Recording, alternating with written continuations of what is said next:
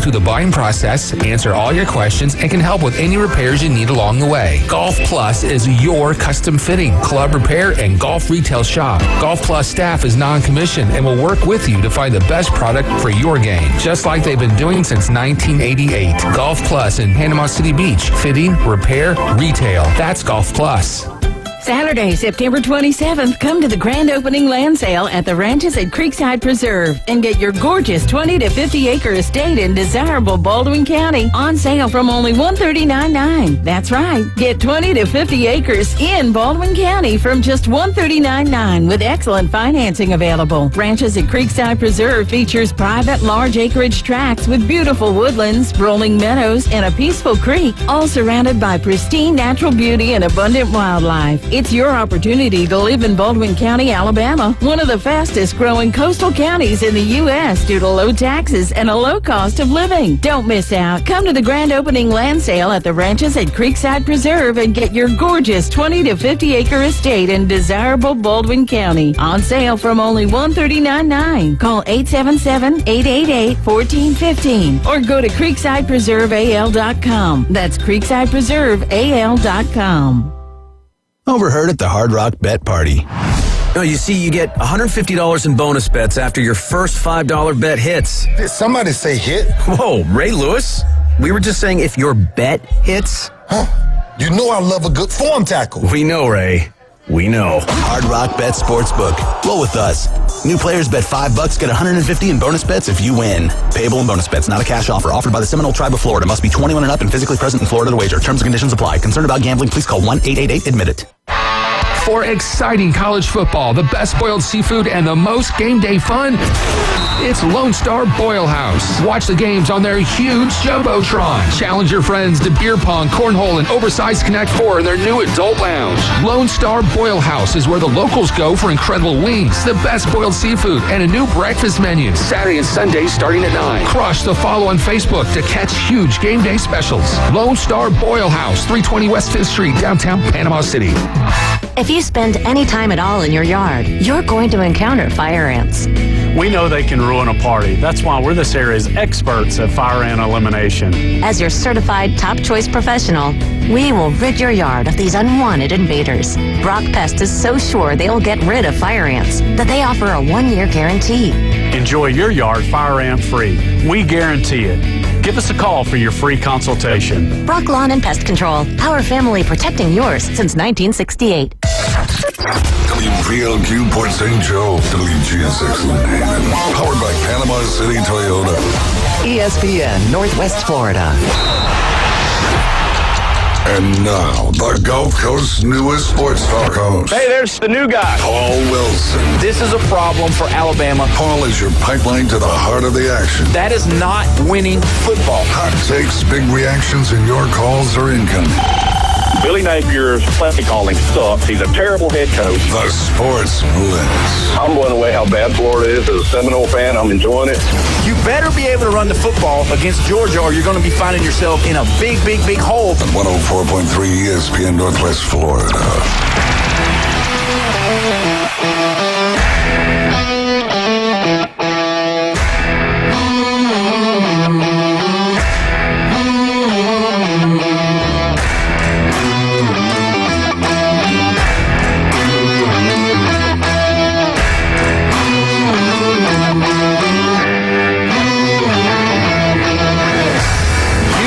Time it is. It's 4 o'clock on a Monday. You're listening to the Sports Blitz with Paul Wilson here on 104.3 ESPN Northwest Florida. Your go-to for all sports included. We're excited. Monday is here and we are ready to go. Don't forget, you can call in. You can text in on the Red 70s phone line 850-215-6290. As always on a Monday, we got Coach Brian Haddad in the building. We got LSU Jeff here ready to rock and roll, and we got Jammin' Jimmy in the booth doing the ones and twos. We're excited about it. We're going to go to Coach first. How you doing today, Brian? I'm good. Just trying to keep up with the million things going on. And Bruce Pearl had to throw a wrench into it and make it even worse. So oh, man, we got some going on. Awesome stuff going on. We got an insider on at 5:10 today. You don't want to miss it. Broadcast director for Auburn University. So we will have him on today. Don't forget to check in on that one. It's going to be good. Jeff, wearing the Coast hippie shirt, looking like you just got out the ocean. How you doing, man? I'm doing good. I got a new shirt and all that. Yeah. You know what it says on the back? Tell me. I called in seasick. Oh, yeah. Well, we're glad that you did not call in sick today. We're glad that you're here, and that's pretty awesome. So anyway, and we don't want to step sideways, but we do want to recognize Jammin' Jimmy doing the ones and the twos, wearing his Reds jersey. Come on, Got Cincinnati. the Josh Hamilton jersey going on, guys. That's I what I'm love talking it. about. Great day, man. We're doing what we can to keep the Mets out. They're doing pretty good to keep themselves out. That's for sure. That's a good thing. I'm glad you guys are wanting to talk about it because we've got some crazy. I know we're right in the middle of football season, but we're right here on the cusp of the playoffs for the Major League Baseball. We've got to look at it. We've got some craziness going on with this wild card. As we were talking with Jimmy about the Reds have stepped in the building. Brian, you said it. About 3 weeks ago, you were more leaning towards Arizona coming in, and they're still one game back. What do you think right now as far as when you look at it? I mean, the Mets are kind of doing what they, up until last year did every year. I mean, they're kind of giving it away here, 4-6 in their last 10. The Reds 6-4. They've won 5 straight though, because last Monday we thought the Reds might have played themselves out of it. Yep. And then the D-backs, I'm telling you, they're 7-3. They're right there. They are as good as anybody to close a season every year. Whether or not, they're just one game out. So you basically got the Padres are in my mind. So you basically have 3 teams playing for one spot with the Diamondbacks one game behind. It's going to be something else over these last, what do we have, 6 games left? Games. Yeah. I wouldn't count any of them out. The biggest thing for me is going to be schedule and who's going to kind of get themselves, if they're playing the ones that are going to make it to the playoffs, if they're going to play spoiler or if they're going to sit back. Jeff, you have said from the get-go that it wasn't going to change. You still believing in them New York Mets? You still think they're going to pull it out? Yeah. Actually, I do. And I think that the 2 Ohio teams, because we can't not talk about the Guardians. Because they've worked themselves into a tie with the Astros now as the last wild card. I think the Ohio teams will work their way right out of it. Sorry, James. Really? You think Cincinnati? You don't see Cincinnati staying in there and doing it? No. I think the Mets are going to work right up into it. Well, I'm looking at the D-backs have the Dodgers and the Padres left. Now, they're both great teams, but both teams are going to be solidly in at that point. The Reds, they have the Pirates, I think, and it wasn't anybody of any, who was really playing for anything, I don't think.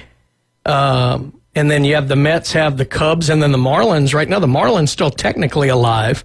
Cubs are already locked in, so I don't really know who it favors. On paper, you would hate the D-backs draw. Right. But again, with the Dodgers already clinched and the Padres will probably clinch today. Yeah. I don't know. It's going to be an interesting. I hate that none of them are playing each other. That would have made it way better. And that's the key. I think the Reds being so hot right now, it's just like, man, what are you going to do? Are you going, like Jeff said, are you going to walk right out? Or are you going to actually, win in with the way you're playing and with whom you're playing? Because you never know what those playoff teams are going to do. Are they going to scale it back? Are they going to sit some of their players? Is Freddie going to take a break? Are those guys going to take a break? Shohei going to take a break or what? Well, the Padres are kind of locked into that pretty much 5th spot. Yeah. So they don't really care. They'd have to lose out. And the Dodgers are in the 3rd spot. So, they're pretty much a lock right there also. Yeah. You wonder who the Dodgers. Yeah, that's the thing. The Dodgers can't jump up into that bye either. So they're kind of settled. And it's so they're going to play the 6th seed, which is either Reds, Diamondbacks, or Mets. Yeah.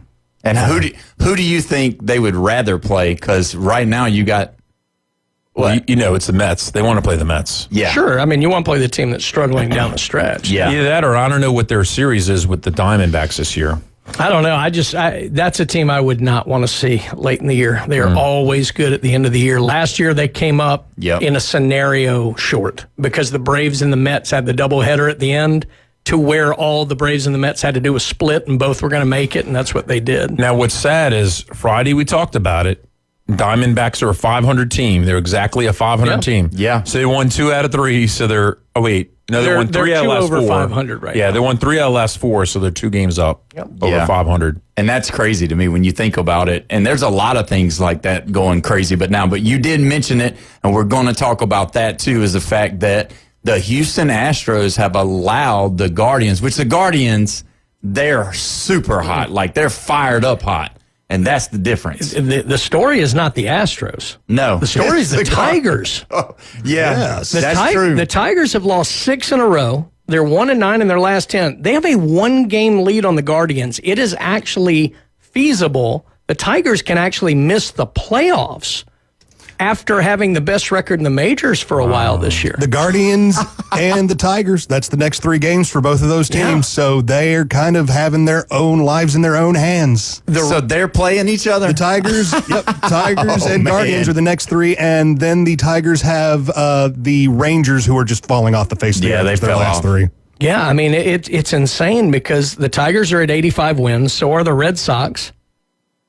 You know, the Guardians are at 84 wins, so are the Astros.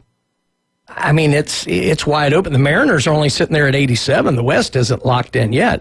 I mean, it's crazy. One of those teams is going to get, I think, the Blue Jays, Yankees, probably the Mariners. Let's say those 3 are locked in. Then you have the Red Sox, Tigers, Guardians, and Astros playing. 3 of those 4 will make it. I mean, it is actually feasible. The Tigers could miss the playoffs, and I didn't think that was even possible. Yeah, because when we talked about it, a month ago, you said, and I agree with you, they were locked in. They were just going to coast to the rest of the season, and then now it's like feasibly possible. But would that have to be one of the biggest letdowns in the history of Major League Baseball? Well, I think the Braves just swept them. The Braves have, God bless them, they've won, 8 in a row? 8 in a row, the Braves. Come on. I mean, but yeah, I mean, it would be bad. I mean, you have to figure those 4 teams playing for 3 spots are separated by 1 game. That's what's nuts. It's crazy. And, I get it. People are in football mode right now, and everybody is, and we all are too. But, man, this is where baseball really gets exciting, and you start seeing all of that. Well, as always, Brian, we got to look at it. We got to see it. We got 7 hitters still hitting 300, which is just amazing to me. And some of those guys. Now, we do have about 2 or 3, if I'm correct. 299. At 299. So we're right there. Yep. And, man, it just aggravates me. I want to add to it. Max Fried just this weekend calculated game number 18 on the win column. How many times back in the 90s, early 2000s, back in the 80s, did it feel like that there were 20-game winners everywhere? In the 80s, you would never win the most wins in the season less than 20. Yeah. You'd have to be 24, well, maybe 24. I don't know you got to 25 that often. The 70s had the mystique, too, though. It was even worse, I think. I don't know. Maybe I was... No, I mean, it was still in the 20s. I mean, if you were going to lead the league, it was always in the 20s. The last 30-game winner was Denny McClain in 68, I believe. And we'll never see 30 again. But you would think, generally speaking, 21-22 should be in play. But kind of the way that they do it now, it's definitely different. Well, I mean, it's basically a 6-man rotation with having the bullpen guys coming up. So, I mean, you don't have just the opportunity to do so. And you also got to look at the rules of baseball. If you're the starting pitcher, you have to pitch 5 innings to get the win. That's right. Yeah. So unless they change the rules, I'm sure James agrees too. I don't think there's any way we're going to see another, 25-game winner, let alone 30. Not under the new rules. We're not going to see the way that it's done, because that's just how it's done. That's you right. don't let the guys go through. They go through the order twice.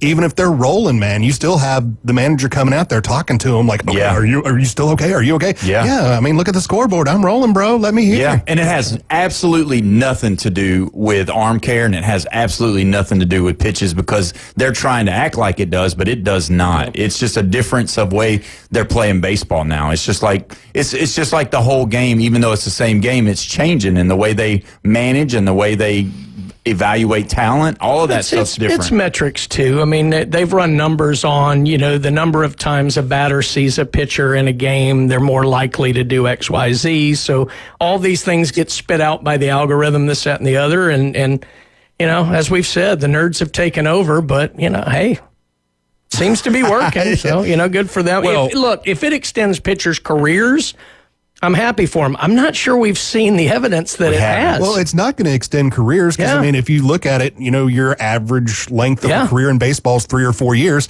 You're still going to have that average length until the guy behind you takes your job, because that's what sports are about. So you just have less chances to pitch now. That's all there is. That's right. And that's nuts. So 162 divided by 6 is 27. So to get to 25 wins, and let's say you got every single decision in that 6-game rotation, you're 25-2. Yep. Right. That's insane. You ain't going to see that. You can't get to 25 wins if there's a 6-person rotation. If there's a 5-person rotation, a lot you're better. Somewhere in the ballpark. Yeah, if you're successful. But, I mean, look at what Paul Skeens has done this year. Been dominant. Mm-hmm. His ERA is low, but still just can't get wins because his team doesn't generate runs. And the judgments, the getting the decision. Yeah. What is he, like 55% of the time he plays, he gets a decision? It's something stupid like that. Yeah, so it's just like that's just a nut job when you look at it, because it really is going to pull down the wins, and you're not going to see these wins because these pitchers aren't going to stay that long. And like what Brian was saying, you can't make stuff happen based off of your opportunities. Your opportunities are gone out the door now, and it's not longevity. There's not a game of longevity for the pitching, so you're not going to see those pitchers staying for 20 years anymore. You're not going to see, like guys like Nolan Ryan come out there and stay, or Roger Clemens that stay, or Kurt Schilling, those guys that have long careers where they get really good at the end of their career and they, try to win a World Series or whatever. You don't see that anymore because now the velocity. We may be watching the last 3 that even get near that kind of era right now. I mean, Kershaw's hanging it up. Yep. Verlander and Scherzer have to be in the next year or two. That's kind of the last 3 of that old guard that probably threw a ton of innings and has pitched for a very long time. Mm-hmm. Yeah. We'll see for a while. I mean, are we going to see another 300-win pitcher? I don't think so. I don't think so. No. Because even these guys, as great as they've been and as long as they've pitched, none of them are going to get there. No. I think there's going to be an anomaly.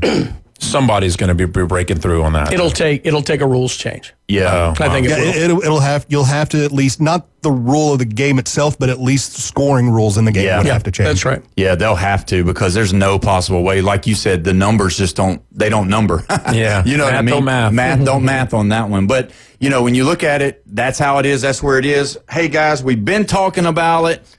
The big dumper, Kyle Riley, number 58.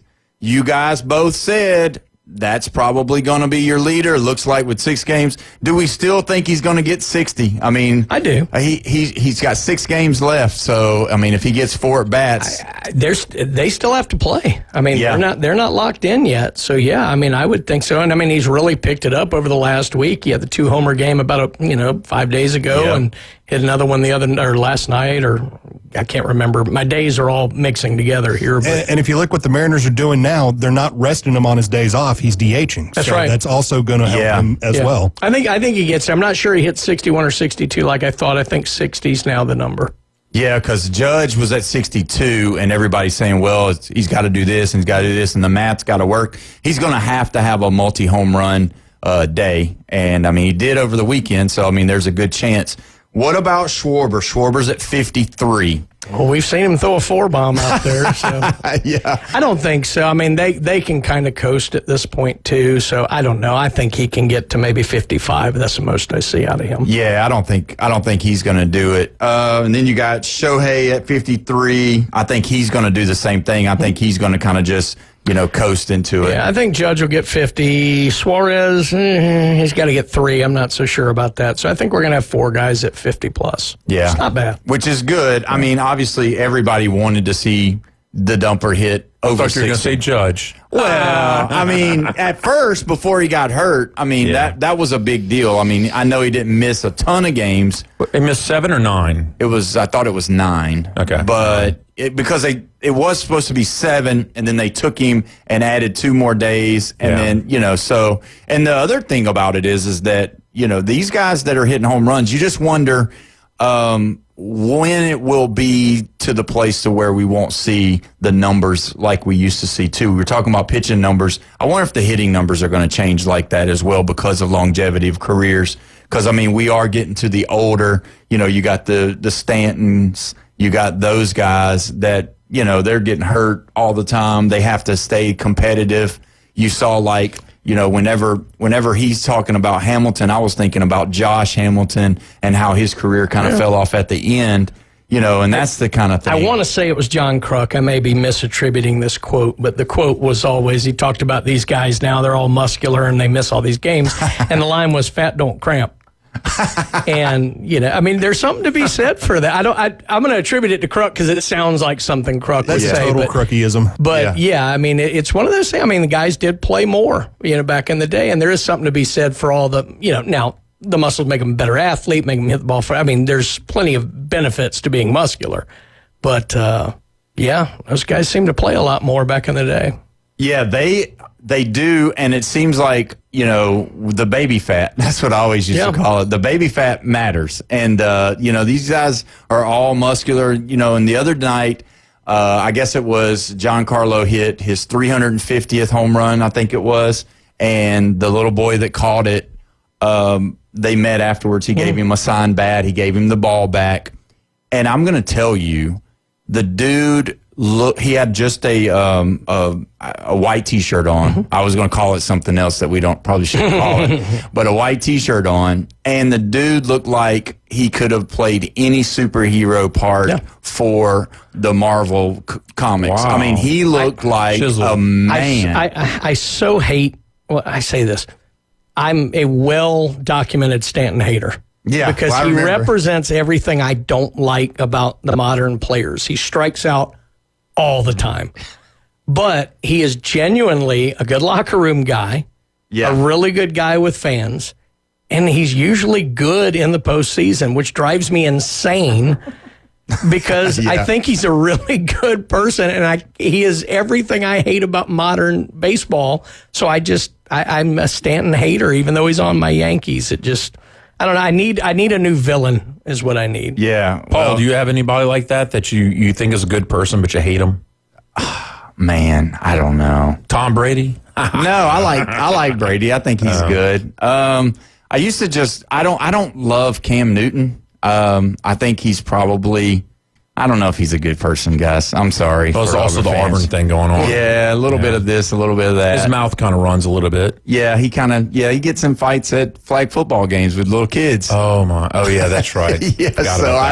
I don't know. I not with me or probably with anybody here, famously across the country, I think Tim Tebow fits that role for a lot of people.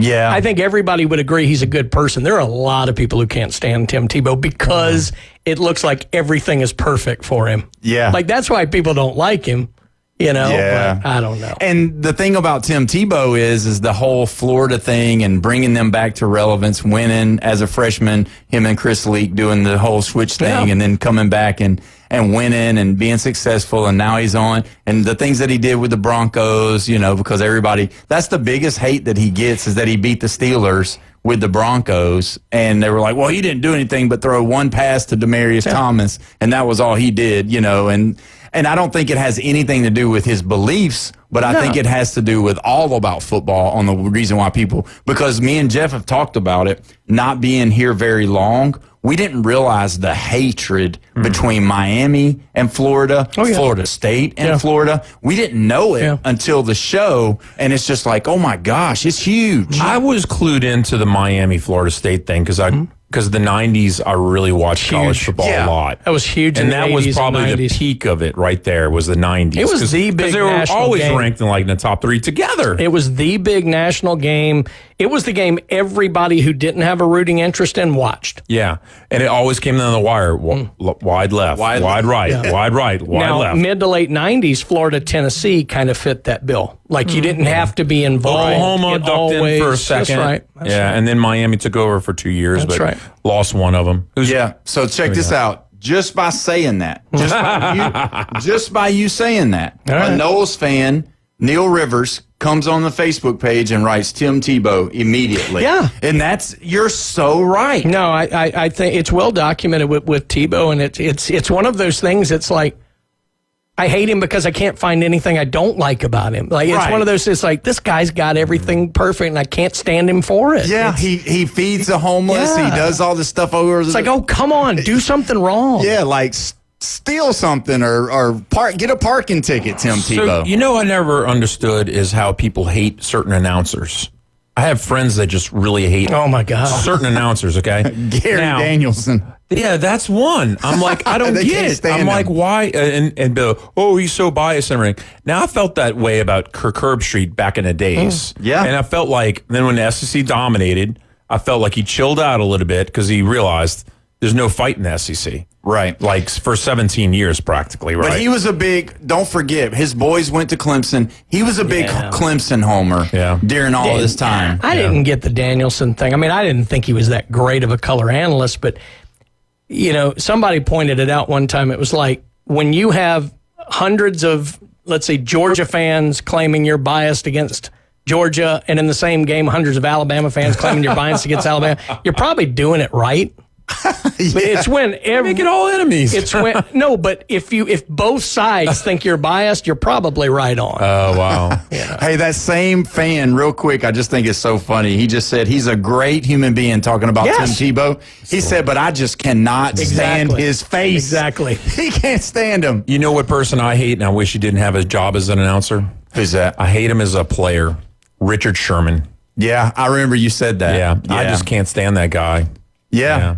Maybe that should be the question of the day. What person that's a sports person, whether it's the analyst, whether it's a player, whoever, a coach, who do you hate the most? Who do you hate to see the most? Leah Hextall doing any NHL hockey game is the worst thing you can see. She has absolute no talent. She has no voice inflection. She is just flat on everything. The only reason she is there is because she has rode her uncle's coattails into the building. Is it dad or uncle? It's the for uncle. Ron. I've never heard of that name in my entire life. No, I knew Ron Hextall, so it was either dad or uncle. I wasn't. That's the first time I've ever heard that name. So there you go. So you've already put your 2 cents in. When we come back, we'll give our 2 cents. You're listening to the Sports Blitz with Paul Wilson here at 104.3 ESPN Northwest Florida.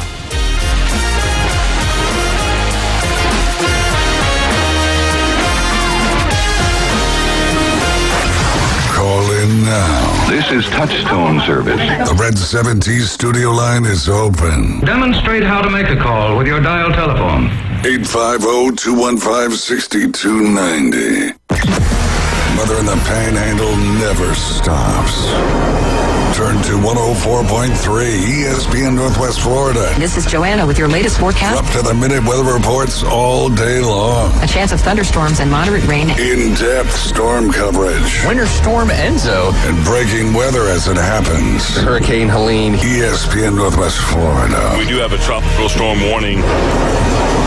Rely on it. Good afternoon. This is Joanna on ESPN Northwest Florida with your weather forecast on this Monday.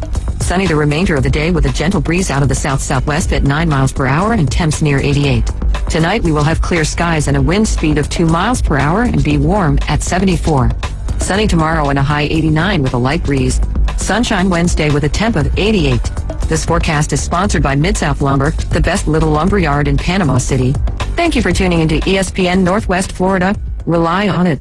Saturday, September 27th, come to the grand opening land sale at the Ranches at Creekside Preserve and get your gorgeous 20 to 50 acre estate in desirable Baldwin County on sale from only $139.9. That's right. Get 20 to 50 acres in Baldwin County from just $139.9 with excellent financing available. Ranches at Creekside Preserve features private large acreage tracts with beautiful woodlands, rolling meadows, and a peaceful creek, all surrounded by pristine natural beauty and abundant wildlife. It's your opportunity to live in Baldwin County, Alabama, one of the fastest growing coastal counties in the U.S. due to low taxes and a low cost of living. Don't miss out. Come to the grand opening land sale at the Ranches at Creekside Preserve and get your gorgeous 20 to 50 acre estate in desirable Baldwin County on sale from only $139.9. Call 877-888-1415 or go to creeksidepreserveal.com. That's creeksidepreserveal.com.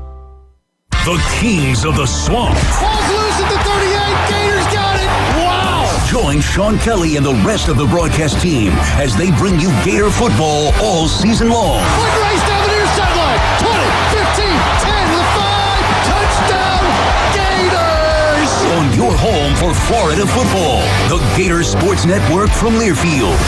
The Florida Gators play here. Listen to select games on 104.3 ESPN Northwest Florida.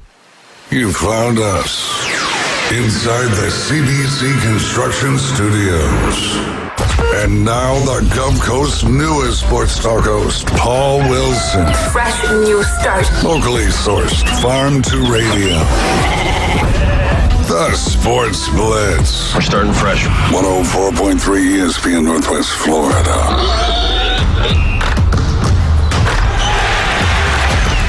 That's right. We're back. You're listening to the Sports Blitz with Paul Wilson here at 104.3 ESPN Northwest Florida. Don't forget, tonight we've got the Monday Night Football coverage at 6:30. The big bad Ravens playing the Lions. Going to be a good one tonight. We'll talk about that here in a minute. But, guys, we have got to make sure that I want to make sure everybody knows the question of the day. Who is that person? Who is that player? Who's that coach? Who's that announcer that you just can't stand? You can write it on Facebook. You can text it on the Red 7T's phone line, 850-215-6290. Or if you want to, you can call in. You can call in and tell us why you don't like him. I mean, that would be even better. I started thinking about it. I started, just really started during the time when we were here.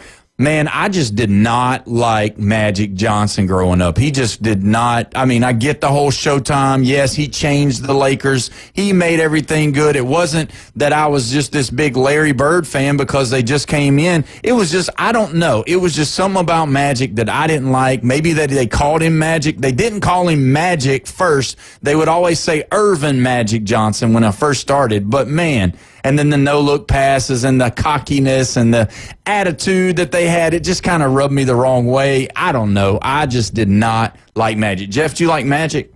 I was okay with him. Yeah, just okay. Brian, do you like Magic? I started in kind of the Lakers camp, the first couple of years, and then I really became a big lover of Larry Bird and the Celtics. Mm-hmm. So I didn't ever hate Magic, but I became much more of a Celtics guy, probably around 83, 84.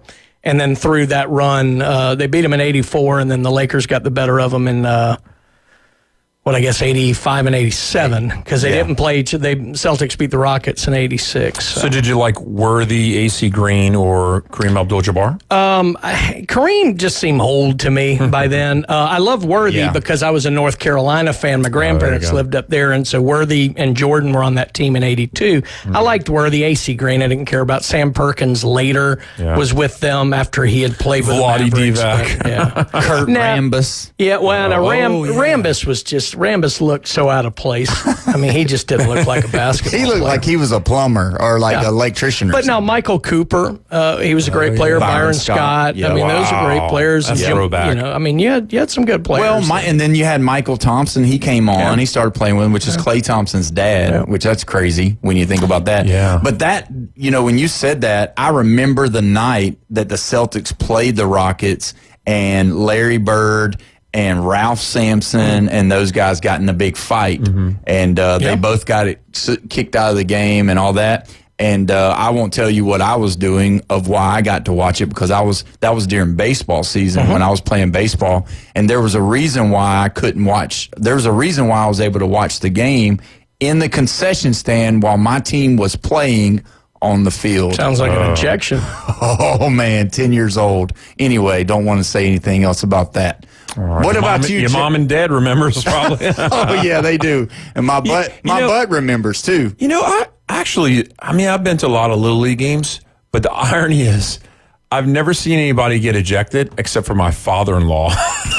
Oh, really? And it was because he was arguing with the ump, and he called him all kind of stuff without cursing. I don't think I've ever seen a kid get ejected. I have seen a lot of, dad managers get ejected. So this is his grandson that he was arguing for. Yeah. Who's now a nephew. I mean, he's my nephew and everything. And he's like 2 years old now, but I mean, back in the days, I don't know if he even remembers that. I'll have to ask him. Well, the irony about little kids getting ejected now, where I do a little bit of umpiring, what happens is we'll tell the coach to sit them for an inning or something like that. But what happens is either the parent or the coach says, you know what? No, you're not sitting an inning. You're done for the day or for that game. In travel ball, you're playing 2 games on Saturday, and then depending on your seeding for Sunday, you might play 2 or you might play 3 or 4 or 5, just depending on how you're seeded and how big the tournament is too. So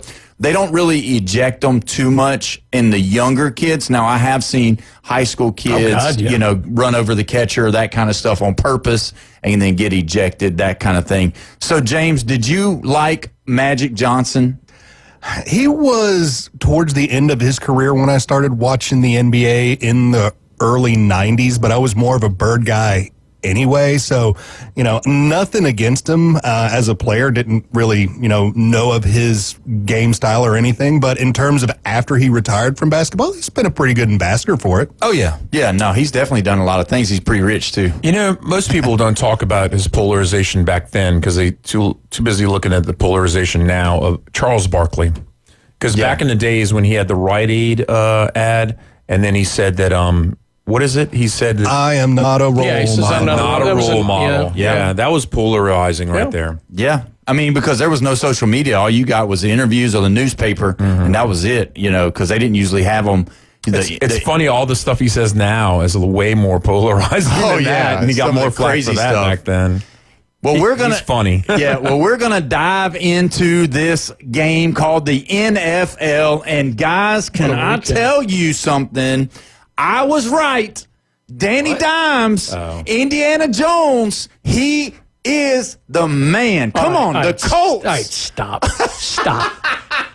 I am a Titans fan. They played the freaking Titans. Brian Callahan coached That is one step up from a 2-1 1A FHSAA team. I'm sorry. The Titans are terrible.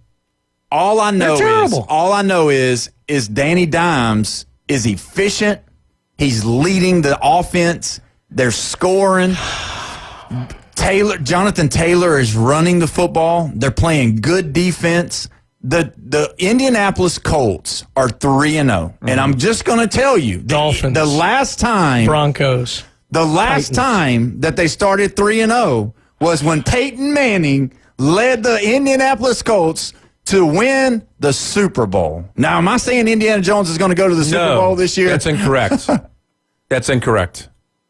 They lost the Super Bowl. Okay, they lost it. They started at 14-0 in 2009. That's right. Then they dropped the last 2 games. They went all the way to the Super Bowl and lost. And then they blew it right after halftime, basically. That's right. Okay. Yeah. 14-2. Was that the Packers that beat them that year? No, Saints. That's right. Saints. 31-17. That's right. Don't ask me how I know. Because Saints fan.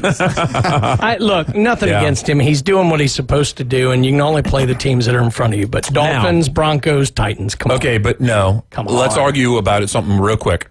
They smoked the Dolphins. Okay. The Dolphins were in last minute with the Patriots, and they had about 3 or 4 minutes left against the Bills. Better. The Dolphins have played teams close. They lost 33-8 to the Colts. There's 5 teams. I can count 5 teams just off the top of my head that I logically will say there's no way that they would have this record that they have right now. And the Colts are one of those 5 teams, obviously. Yeah. And you know what? 2 other teams in that same division. The Jaguars are what, 2-1? 2-1. Mm-hmm. And then the Texans are 1-2. Mm-hmm. Yeah. Those 3 teams, I would not have the record that they have right now in my head. No way. And then the other 2 are probably the Chiefs, and I can't think of it. I don't want to The Texans are over.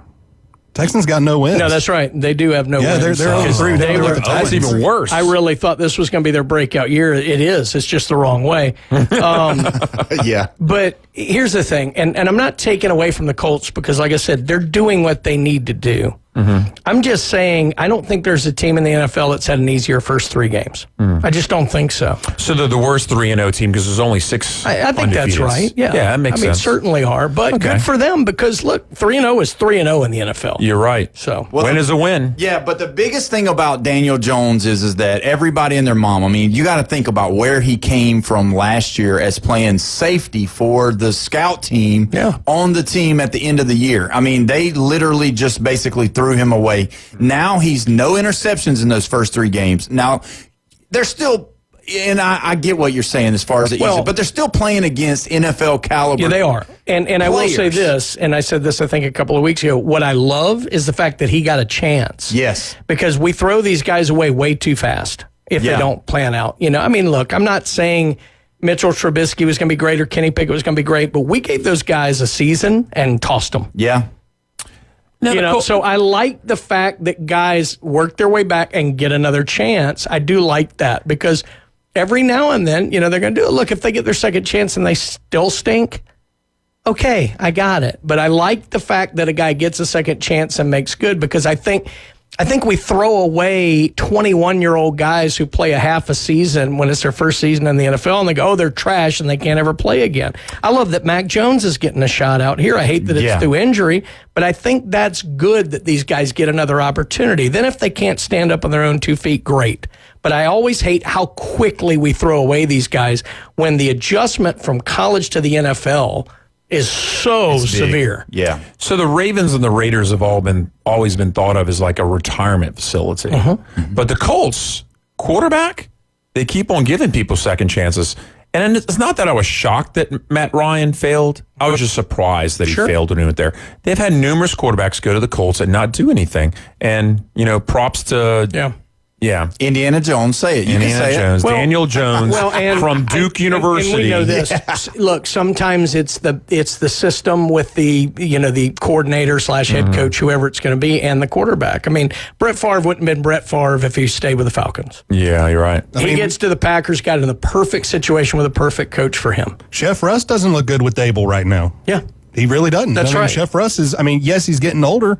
He had one good-looking game, and then he's had 2 games where you just look at him and go, what are you throwing to? And which, even in the good game that he did have, you could see the throws. There was a few throws that were just really bad, and you're just like, man, what's going on? And that's the deal. Like, when you have a guy that gets that opportunity, it always matters who he's with in the pros, and that's the hugest thing ever. And that's really why I think Daniel Jones is doing it, because they're not making him win the ball game. They're just letting him be a manager. They're letting him make good throws. They're putting him in good position. But then you got to think that Jonathan Taylor running the football really makes a big deal for them. And that's really the biggest thing. I'll tell you this.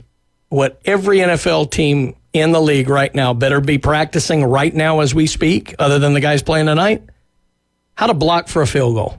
Yeah. Good God, how many? That crazy. That had to be a record. All of major consequence. Mattered. And big time. 2 of them were within 2 minutes of each other.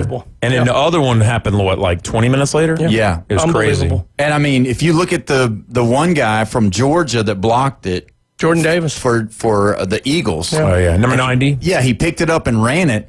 And that 300-pound man was 18.9 miles per hour running to the end zone. It's amazing how slow that was. That's what they said. 18 It's the fastest 300-pounder that they've ever seen run on a football and field. And he had like four or five blockers behind him. Yeah, they were going to make sure. Yeah, they're going to to make sure he got to get in there. That's got to be exciting. 18 slow, because I think Red Zone went to 3 other games before he made it to the end zone. Yeah, they cut break and came back, and he was still running to the end zone. But when we come back, we've moved Steve Barnes up, and we're going to get the RebelWalk.com. You've been listening to the Sports Blitz with Paul Wilson here at 104.3 ESPN Northwest Florida.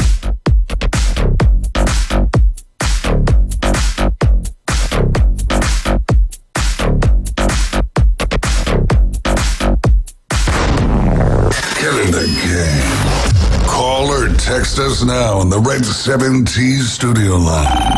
850-215-6290. Are you sick of the old sports talk? The vanilla opinions? The polite debates? The hosts who are afraid to say what they really think? So are we. 104.3 ESPN Northwest Florida is bringing the house. It's the new Sports Blitz. Weekdays 4 to 6. We're starting arguments, not conversations. The Sports Blitz. ESPN Northwest Florida. PCB Hobby, the beach's premier hobby store for sports cards, comics, coins, and trading card games. PCB Hobby carries the largest selection of boxes and packs from the latest releases of brands like Topps, Panini, Leaf, and more. Looking for a specific player or team? PCB Hobby has a wide assortment of raw and graded cards. They carry parallel rookie, game used, and autographed cards in both modern and vintage. Have a collection you want to sell? We buy, sell, and trade. PCB Hobby on Back Beach Road, just east of Florida Linen. Call 850-320-8388. That boot store reminds you football weather means colder weather can't be far off. Now's a great time to shop for those winter work coats, shirts, and shoes. Janice and Irene, along with the staff, welcome you to stop by and shop for the whole family at that boot store. Remember Joe's motto, always put Jesus first in your life. Open 9 a.m. to 5 p.m. Tuesday through Thursday, 9 a.m. to 5:30 on Friday and Saturday. That boot store, next to Billboard Kia on 15th Street, Panama City. The Rich Eisen Show. A rhetorical question, which means I already know the answer and it does not require an answer. We'll give you one. Yeah. I mean, man, I really want to answer. Yeah. Do you think the Detroit Lions and Dan Campbell were sending a message on Sunday? Do you? Our favorite Bill Burr soundbite. Oh, do you? They were sending a message. Like Mighty Ducks. Not worth winning if you can't win big. Rich Eisen weekdays starting at 11. Now on ESPN Northwest Florida. Now, we're live and local inside the CBC Construction Studios. The new Sports Blitz. Oh, yeah! Rants, hot takes, and huge reactions are incoming on 104.3 ESPN Northwest Florida. Welcome back. You're listening to the Sports Blitz with Paul Wilson here at 104.3 ESPN Northwest Florida. Don't forget, tonight's Monday Night Football coverage starts at 6:30 p.m. You can call in. You can text in on the Red 7T's phone line, 850-215-6290. As always, on Monday, we have the RebelWalk.com, Steve Barnes on the line. Steve, how are you doing? How was your weekend, my friend? Well, didn't expect to beat Memphis like that, so thank you for that one. But real quick, happy birthday to Ole Miss Evie, my boss, my best friend. Oh, man. She actually turns 21 today, so she can go buy a daiquiri or something. There you go. Happy birthday, Evie. Happy birthday. Well, Steve, when you looked at this game this weekend, you know, I was looking at it, I was watching it a little bit. I was really just wanting to check out Trinidad Chambliss. And again, here we are, 17 for 27, 307 yards, 2 touchdowns, 14 carries, 112 yards. The kid is balling out. I mean, he's just remarkable. First, his name, let's face it. It sounds like he was a bass player for Harry Belafonte. Yeah. But, I mean, you got to love the way the kid plays. And I sent a message to Brian earlier today. I think Lane Kiffin's got the toughest job in America right now. Yes, sir. That's right. He's got to say, you know, this guy's hot. We got to keep him in. But then he's got to keep Austin Simmons from transferring. Yep, that was my second question. I was going to say, who is your quarterback? Oh, it's got to be Chambliss. Look at the big thing. He has not turned the ball over. That's it. Yeah. If you do that, you're going to win a lot of games. And this week, it's really going to be crucial. You cannot give LSU extra opportunities. So, yeah, I think it's got to be Chambliss, and, just keep Simmons happy. I think it's weird. I was thinking about that too, and you're right. That's been the one little, kind of nitpick I have on Simmons is that he has, thrown 4 interceptions, I think, on the year. A little bit loose with the ball, trying things. I think it's a difficult decision with what to do, like you said, on how to balance them. It's probably a little bit easier in the sense that Simmons was so new to the leader. Like, if he'd been a quarterback all last year and we were in this, it'd probably be a little bit tougher in that locker room and all, but it still isn't easy. It's a tough call, but I think you're right. I think you have to go with the guy who's got the hot hand and isn't turning the ball over when you're going to play a team like LSU. Well, I think the way you handle Simmons right now is you tell him, it's like, the next 2 years, this is your team. Yeah. But you need them confident. And right now, this guy's giving them confidence. When you get back in there, you keep them confident. Yeah. I think that's the way to go with it. Yeah. Yeah, and when you look at it, when you look at this LSU defense, when they played against Florida 2 weeks ago, you started seeing how the back end of their defense is a strong point. Their linebackers are fast and they're athletic, but with DJ Lagway, they didn't really have to worry about the design runs for DJ Lagway because they don't really do that. But now, so the linebackers can't get caught staying away from the line of scrimmage. It's going to draw the linebackers in. You're going to have a safety walking down. They're going to have to blitz, but they're going to have to blitz cautiously because of how elusive he can be. And that's the thing that I think realistically for Lane Kiffin, he knows he's one of the greatest minds in college football, if not the greatest mind. He knows what he's got when he's got Chambliss in the game. And so the headache for the defense, for LSU, they're not going to be able to just sit back and double cover. They're not going to be able to just sit back and just kind of, watch their guy. They're going to have to watch out for Chambliss, whether he's running, whether or not he gets out of the, escapes the pocket, and he can throw on the run. He can also tuck it and run. And then the RPO game, he's going to keep driving them in, and then, boom, he can throw the ball over the top as well. Now, the other reason I say that Kiffin's got the toughest job in America came out today. His daughter, Landry, is dating an LSU linebacker. That's got to be tough. Do you think that there might be some isolation plays running at that guy? Probably so. Is it number 40? Is that who it is? It's Whit somebody, I think. Oh, no, it's not Whit Weeks. That's number 40. Yeah, it is Whit Weeks. Yeah. There you go. Oh, my God, no way. Yeah, that's who it is. He's from Georgia. Yeah. So, really, when you look at him as well, now he's a good run stopper and he can make good tackles. But I'm telling you, if you got a foot race to the edge between Whit Weeks and Trinidad Chambliss, it's going to be 100% Trinidad Chambliss around that edge. So I'm just telling you, this could be the game that LSU does not want to be in, even if it is in Death Valley. Jeff's shaking his head at me. Well, they're going to have a week off. No, it's in Oxford.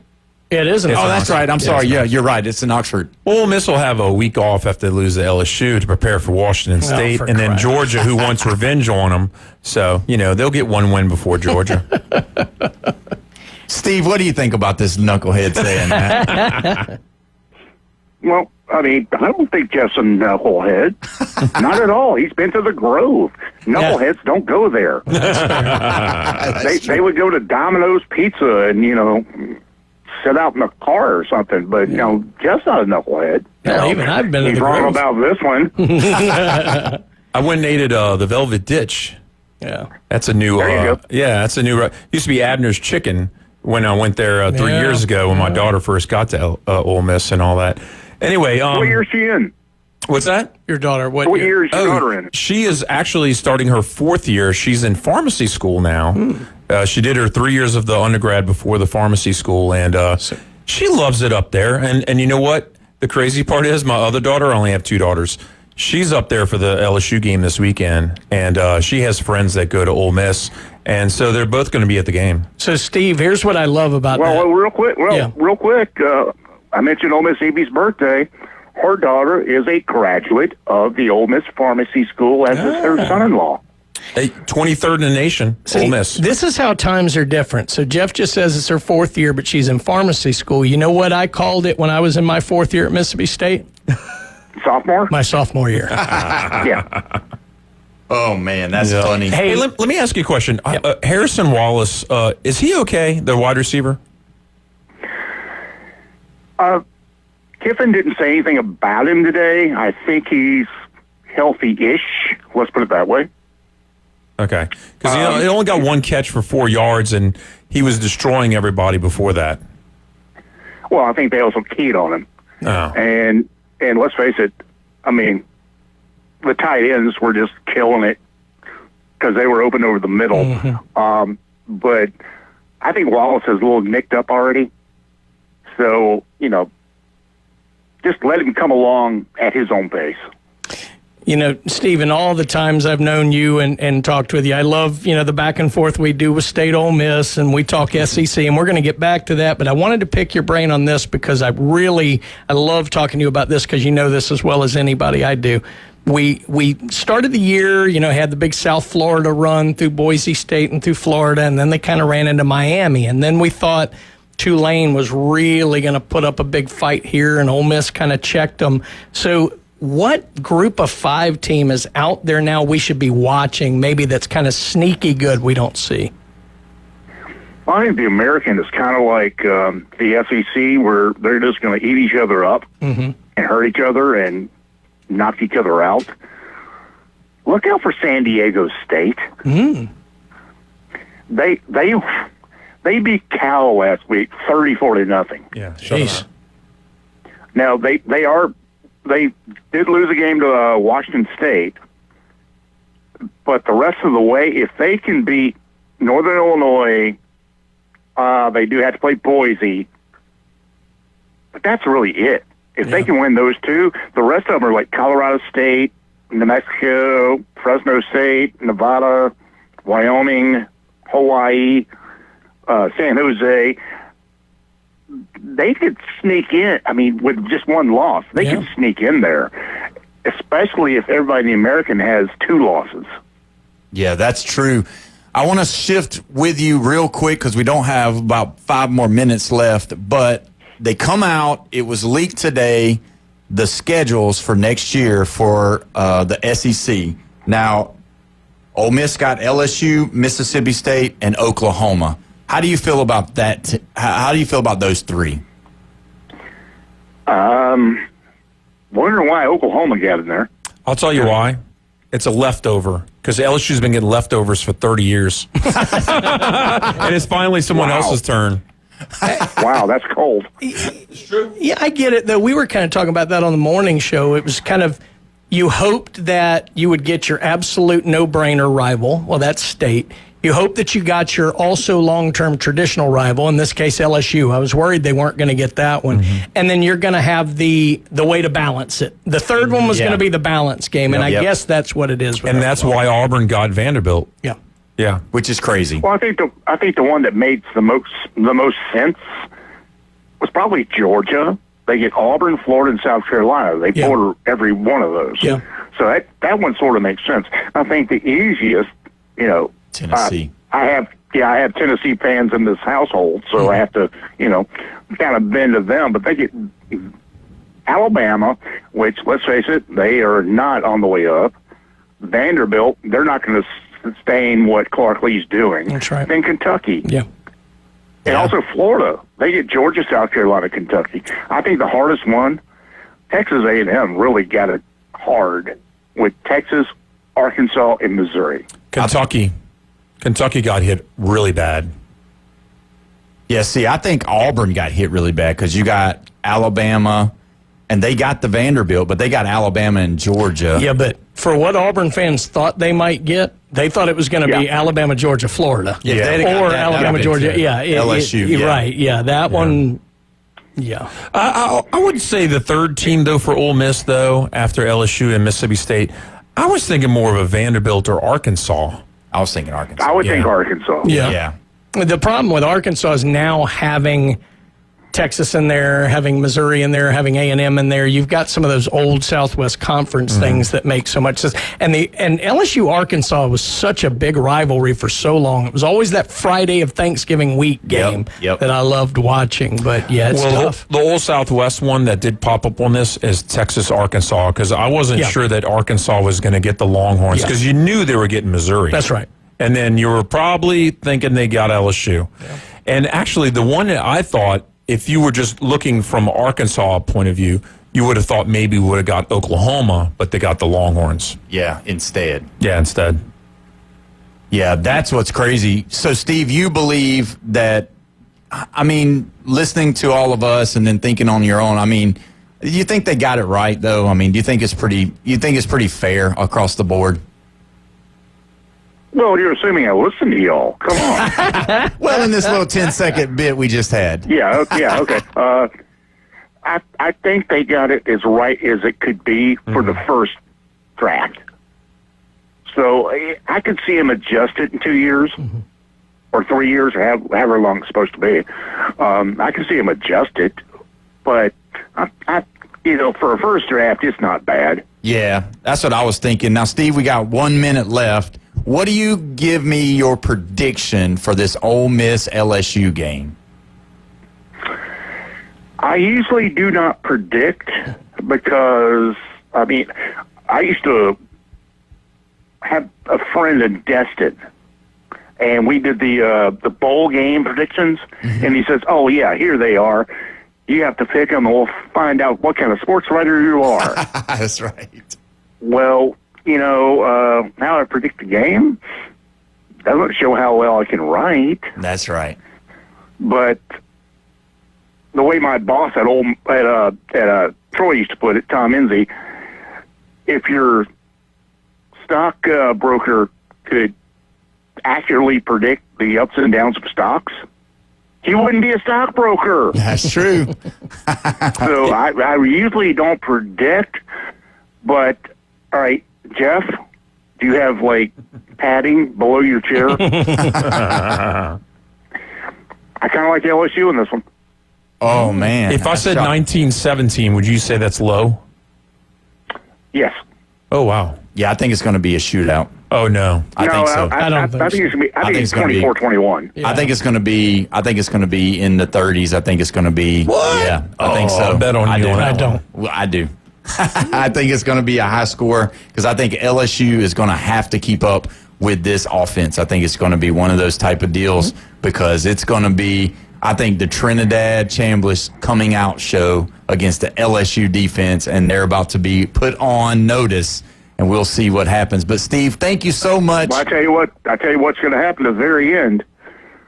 Brian Kelly, Lane Kiffin, they're going to get together at midfield after the game, and they're going to turn to the cameras, and they're going to say, hey, Brian, we're coming for state. That's right. Bring it on, the undefeated Bulldogs of Mississippi State. Thank you very much. Well, we appreciate it, Steve. And when we come back, we are going to talk about Bruce Pearl and what's going on with the Auburn Tigers. You're listening to 104.3 ESPN Northwest Florida.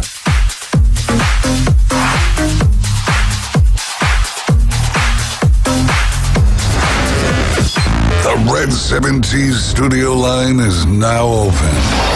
850-215-6290. It's the PCB Hobby Takeover with Todd. Mondays at 5:20 on ESPN Northwest Florida. That is a very high-end card and very rare. Todd talks about coins, trading cards, collectibles, and the amazing stories behind them. It was the first one that's ever come through my door. Plus, we'll be taking your calls and questions at 850-215-6290. The PCB Hobby Takeover. A platform for you to do your hobby. Mondays at 5:20 on the Sports Talk Monster. ESPN Northwest Florida. Good evening. morning. This is Joanna on ESPN Northwest Florida with your weather forecast on this Monday. Clear tonight with a very light wind and temps near 75. Tomorrow morning, we will have sunshine and a wind speed of 5 miles per hour and be hot at 87. Sunny in the afternoon and evening and a high 88 with a gentle breeze. Sunshine Wednesday with a temp of 86. Thursday, the high will reach 88 with possible thunderstorms. This forecast is brought to you by Earthworks of Northwest Florida. Thank you for keeping that dial at ESPN Northwest Florida. Rely on it. Hey Gator fans, bring your family and friends to Rocket Lanes, home of the Panhandle Gator Club. While you enjoy Gator football watch parties in the sports bar with fellow Gators, your family and friends can enjoy bowling, roller skating, and the many entertaining electronic games. All Gator fans are also welcome to attend the Panhandle Gator Club meetings, 6 p.m. every second Tuesday of the month at the same location. Follow Gator gatherings all year long at panhandlegatorclub.com. Go Gators! WGSX Lynn Haven, W Field, Q Port St. Joe. Powered by Panama City Toyota. ESPN Northwest Florida. No one wants to deal with a plumbing, electrical, or HVAC emergency. It's even worse when you're not sure what it'll cost, when it'll get fixed, or if someone's just selling you something. When you call Hiller, you can trust our experts to actually solve your home's problems quickly. And with true transparency pricing, you know the price you're told is the price you'll actually pay. Book online now at happyhiller.com. Happy you'll be, or the service is free. Call the Happy Face Truck today. Broadcasting from the CBC Construction Studios. 104.3 ESPN Northwest Florida airs the biggest games of the week from the SEC, ACC, and beyond. If it matters in college football, it's on 104.3 ESPN Northwest Florida. Now back to the Sports Blitz.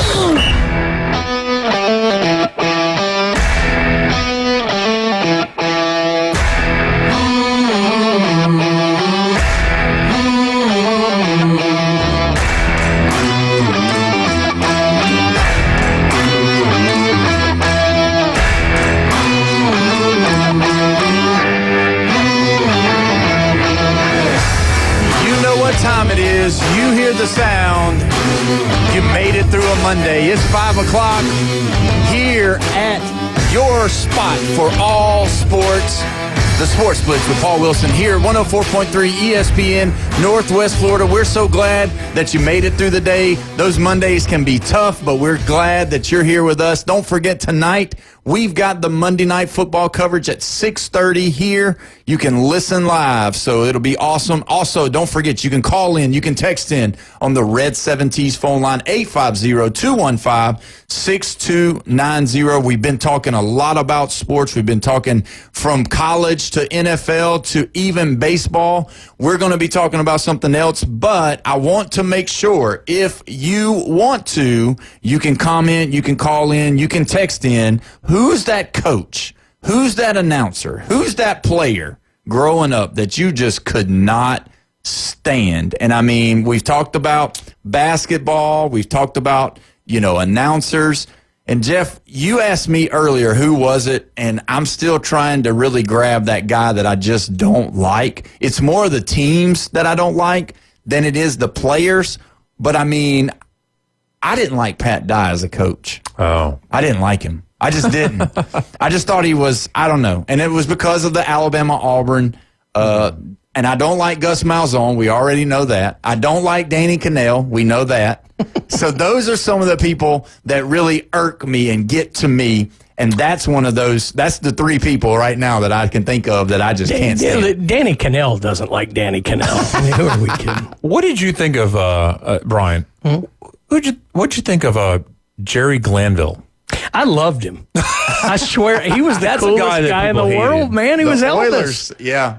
Now, I sat next to him because Senior Bowl being in Mobile, they would practice at my high school's field. Wow. When I went over to UMS. Yep. And I actually sat in the stands next to Jerry Glanville. He had the cowboy hat and the black jacket on. He was just, He didn't belong in the NFL. He just seemed like a movie star or something. Neither did Bum Phillips. Yeah, well.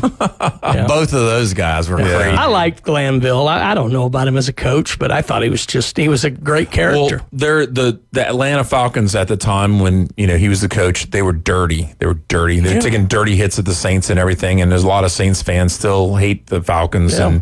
And, I guess it's kind of the main rival because the old NFC West, we lost the Rams and 49ers, as a rival, and the Panthers came in new, and the Bucs weren't our rivals, so then it pretty much just focused on the Falcons. I'm trying to think of an announcer. I can't really think of one. Let's talk about a talk show. Stephen A. A lot of people hate a talk Stephen show. A. I hate Jim Rome. I still do. Jim Rome, I hate him too. Is it because he called Jim Everett Chris I love Everett? that Jim Everett knocked him around. Like, that was a great... By the way, that launched ESPN too. A lot of people forget that. That is true. But no, I've never liked Jim Rome. Yeah, I hate him. Wouldn't you think that, like, during the NFL right now, that Jerry Jones has to be one of the most hated? Like, probably across the whole spectrum. I think that makes sense too. I don't hate Jerry. I love Jerry. I hope Jerry stays the owner, manager, head coach, quarterback of the Cowboys forever. So Al Davis was the most outspoken back in the days. Yeah, and I'm not sure how many people. I'm not sure how many people really hated him though. But Al was such an outsider. Mm-hmm. So take on the league. I think it's so funny that he almost got the outsider, the little guy fighting the system. Al Davis was not a little guy. He was a multimillionaire. Yeah. But he almost had that aura about him. Yeah. Because he was the guy who would take on the NFL and beat them. Mm-hmm. I mean, there was something about Al. Even moving the team. Look, Al was nuts. I mean, he made some of the dumbest moves in the world, but, he owned everything he did. That was the thing I liked about him. Jerry seems like an insider who does weird things. But every so often, Al Davis would do something, and you're thinking, this guy's off his rocker. Yeah. And then you realize he drafted Ray Guy, a punter. Yeah. Yeah. And the guy's a Hall of Famer as a punter. The best comparison for Jerry Jones is probably Southern George Mississippi. Steinbrenner. Wouldn't you think? That one. Yeah, totally. Just a guy that has a lot of money that thinks he is the smartest inter-sport mind in the room. Doesn't matter who else is sitting in that room. Yeah, no, he does. And that's the biggest thing is like Steinbrenner, Jerry Jones, those guys, Al Davis, those guys are the ones that everybody knows, everybody remembers. Mark Cuban. And they're the ones. And Mark Cuban, yes, but Mark Cuban is known for Shark Tank and being... All right, I came up with an announcer. I don't like Joe Buck. I don't hate him. I just don't like him. Yeah. I really loved his dad. Jack Buck was a legend, and I've got a reverence for play-by-play guys through the year, and I love most of them, but I'm not a Joe Buck guy. I think more people hate him more than Troy Aikman because some people don't like Troy Aikman. I'm ambivalent to Aikman. I don't know. I think maybe, I think for Alabama fans, Gary Danielson is the number one guy just because whenever he would come on, he would always be like, well, this is how you beat Alabama. Well, this is how you beat Alabama. It'd be LSU and Alabama at 2:30 on TV, on CBS, and it's, this is how you beat Alabama. Well, you got to do this, and you got to do that. And it seemed like whenever Johnny Manziel beat Alabama, it was like the greatest thing that he had ever seen in his entire life. And I get it. He's got to make, inflections in his voice. But, man, it would just almost be like, you know what? We're turning Gary Danielson off. We're going to turn Eli Gold on, and we're going to hear how the real game is supposed to be called. I'm unfair to Chris Stewart because I'm still upset at the way they pushed Eli out the door. Yeah. So I have a hard time listening to Stewart. I think he's a good guy. I think he calls a good game. But for me, I'm a little too young for John Forney. I had a little Doug Kennedy in there. But to me, Eli is Alabama football. And I really didn't like the way that they kind of pushed him out the door. So I have a hard time listening to Stewart.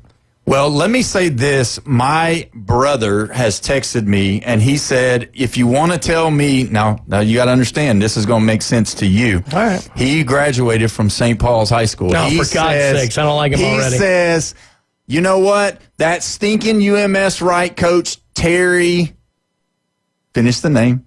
Oh, Terry Curtis. Well, yeah, I knew both of Terry's sons. He wasn't coaching there when I was there, but no, I get it. Terry Curtis, add him to the list. Terry's so there you go. But I like that? Terry. It's just a head high football school coach. coach. He was a high school football Alabama coach. legend. Yeah, he'd be great coach. Several state championships. Yeah. We are joined right now. We have the opportunity to talk to Brad Law. He's the director of the broadcast for Auburn Tigers.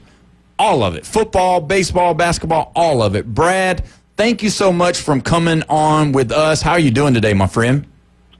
Paul, we're doing well. It's been a busy day down here. We're about an hour away or less than an hour away from our coaches' show, so we're en route to that, and a lot going on. So good to talk with you for a little bit. Well, I sure do appreciate you taking the time out of doing this. Everybody and their mom's talking about it today. Bruce Pearl has announced that he is retiring from the Auburn Tiger basketball program. Tell us a little bit about how all this transpired. Do you have any inside information of when this was all, getting ready to talk about? I know his son is going to take over. And just give us an idea about all that, Brad. Yeah, we don't know officially. All we know is what Bruce and the team put out in about a 14-minute video. And I don't know how much you guys have talked about that, but in that video, he does what a lot of coaches who retire do, and that is say that if ever there was a time when that competitive fire couldn't burn at 100% of the level he thought needed, then he would know it was time to step away. And through tears, he said, now's the time to do that. And so, in terms of a timetable, we don't know. We know Stephen Pearl has been the associate head coach for a couple of years now, and it seemed like, with each passing year, Bruce sort of praised Stephen's coaching ability more loudly. And so I think it would be dishonest to say that this was sudden, but I also don't, I don't think this was necessarily anything that had been plotted for a long time either. I think that Auburn has been in a very good spot with one of the greatest coaches ever in the game, and now you have someone who probably gets discredited because of his name. Yeah. So we say Stephen Pearl he's Bruce's son. Right, but if his name was Stephen Jones or Smith or Richards and he had the level of basketball acumen that Stephen has, we wouldn't hold his name against him. And I think it's interesting that we do that, or that some have done that. So anyway, I know we have other questions, and I've taken too long to answer that question. No, that's great. I don't think it was sudden. I also don't think it was a long time coming, Yeah, well, knowing Bruce Pearl and seeing what he did at Tennessee, and then see him come over to Auburn and really just, revitalize the program and take it to places that had never been before and make Auburn, a lot of people, I'm an Alabama fan, Brad. I hope that doesn't mess up our interview right now. But but either way, Alabama football fans started calling Auburn a basketball school. Yeah. And I mean, no, you're right. And Bruce started calling Auburn an everything school. Yeah. And, when I think about Bruce's first day on the job, let's think back to, what would it have been, March of 2014? Yep. He was doing some work with ESPN at the time. And he goes on ESPN wearing an Auburn baseball jersey and an Auburn football helmet. Day one. Hadn't done his introductory press conference yet on campus. And you would think he graduated from Auburn. And that's what you got with Bruce at Southern Indiana and at Wisconsin Milwaukee and in Knoxville. And there was no halfway with Bruce Pearl. He dove all the way in. There was no dipping a toe in. He was immersed in the campus and the culture of Auburn. You would have thought, again, that he was an alum. And, that won people over quickly. And it took 3 years. His first 3 years, he didn't win big. That's right. Yeah. It was in year 4 that they turned a corner. And, you think about how many coaches get the opportunity to get 4 years before they turn a program around. Not many do that. It speaks to the equity and to the fact that he jumped all in and he built so much off the court equity with the Auburn people. And then, as y'all know, once it got rolling, It was, it's become the premier program in the SEC. Yeah, and that's the key. His electrifying personality with being able to coach, but also showing the passion. He is a fixture in college basketball. When you think of college basketball, you think of Bruce Pearl because of how and he's such a player's coach. I mean, he'll fight on the sideline all night long. He'll scream until he can't. His press conferences after the games was probably the best going at any time because he couldn't hardly talk, but he still gave the press everything they wanted to know. Oh, he's terrific. I mean, he sort of, basketball more so than some of your other sports is a showman's game. Yeah. And when you think about when you think about the three most successful coaches in Auburn basketball history, Cliff Ellis, Sonny Smith, and certainly Bruce Pearl, they all three have that showman's mentality to them. It's like dinner and a show. It's a game and a show. And Bruce understands that about the game. We kind of joke, and this is lovingly, that he wants to be the bride at every wedding and the corpse at every funeral. Like he's the star of the show. Yeah. And but let me tell you this about Bruce Pearl. That's him. And when he was at Tennessee, and you would see that, you would go, "That's an act. Nobody's like that all the time." I used to think that. Again, that's what I thought when he was at Tennessee. And that's what I think probably 15 fan bases in the SEC look at Bruce Pearl and go, "It's an act." Nobody is like that all the time. I think he was so. But let me finish the thought. Being around him for 10 years, no, that's who he is. Wow. It is authentic. He's really that way all the time. What you see is what you get with Bruce Pearl. It is not an act. I agree with you, Brad, in how important he is to the university and how he really took that on. But I think also sometimes fate kind of, determines things. And I think he was so critically important for the Auburn psyche in the time. Yeah. The last couple of years is probably as down a time for Auburn football as at least since the late 70s. And, so much of the identity of Auburn has been around the football program for so long. When that kind of dropped off and it was really, struggling, I think Bruce Pearl elevating that basketball program at that time gave the Auburn community, the students, the alumni, just that sense of pride in the school again. Yeah. It was just so kind of propitious, the time and how it worked out. That's a good point, and it's kind of a layered a point and a layered concept because, Auburn's first Final Four trip was 2019. Yeah.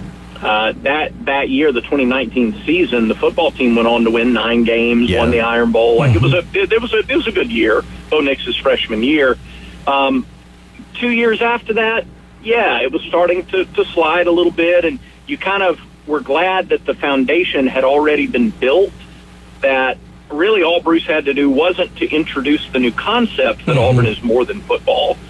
But just as a reminder, by the way, we're good at a lot of other things too. Baseball's gone to multiple college World Series, and men's golf is now at the top of the conference, and equestrian for a long time was nationally dominant. And you got a lot of these sports where gymnastics went to a Super Six. So you have all these things that are happening, and whether it was ever said overtly or if it was just sort of reminded that. Now, you get a lot of stuff around the calendar that, as Auburn alums, as Auburn fans, you can be proud of. It is more than just a football school, for sure. Yeah, I want to respect your time, but I want to ask you a few questions about football because, man, how in the world did all of this stuff that happened, it was the fumble, it was the sneaky play, and it was the pass interference to Cam Coleman all at the goal line. How in the world does it feel as an Auburn fan first to see what happened, the atrocious acts of referees? I know we don't blame games on referees. We don't. Fans do, but we don't. But still, there was some bad calls at that Oklahoma game. Miscarriage of justice, just a total miscarriage of justice. I thought that the officials played a hand in swinging things 16 points. Yeah. when you think about all the points that were taken off or given. And Oklahoma had 2 touchdowns in the game. One was on a play that is clearly delineated by the rule book as illegal and confirmed by the conference. And guys, you know this. How egregious does your foul up have to be for the league to acknowledge it publicly? It's true. It's true. The way they protect officials, that, you know, with the kind of ferociousness that they protect officials, how bad does it have to be for them to admit it publicly, which they did? So that was their first touchdown. And the second touchdown, they were gifted about 30 yards on a play that was initially ruled incomplete. Then they went back later and said, no, we caught it. They score on the very next play. So Oklahoma didn't have a touchdown drive in the entire game that was not aided by an official's decision. That's hard to swallow.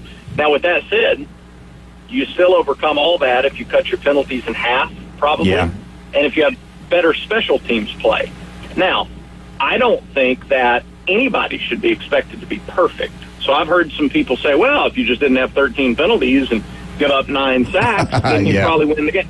Well, yeah, sure, but you also can't expect those guys to play perfectly. Right. So human error is a part of it. It's a shame that this game probably featured more human error by officials than any game I've ever witnessed in person in my life.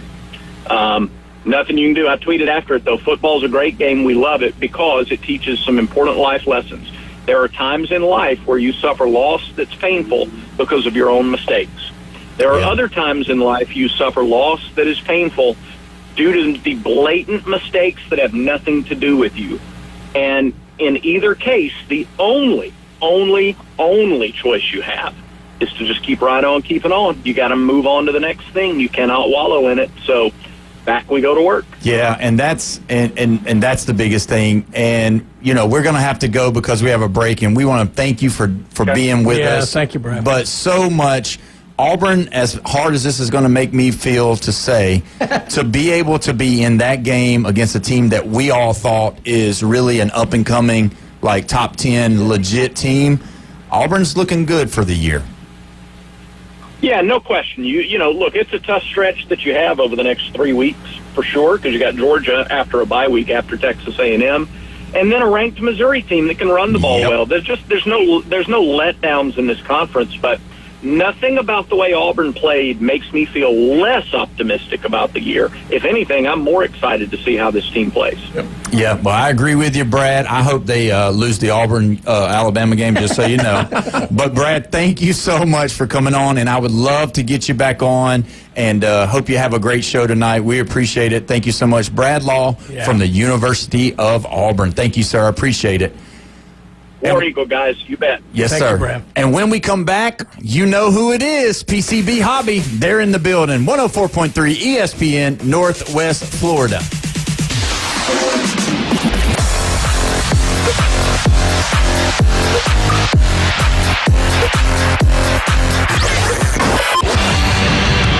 Call or text in now on the Red 7 T's studio line. 850-215-6290. 104.3 ESPN Northwest Florida is your college football headquarters for the biggest and best games of the week. It's a touchdown!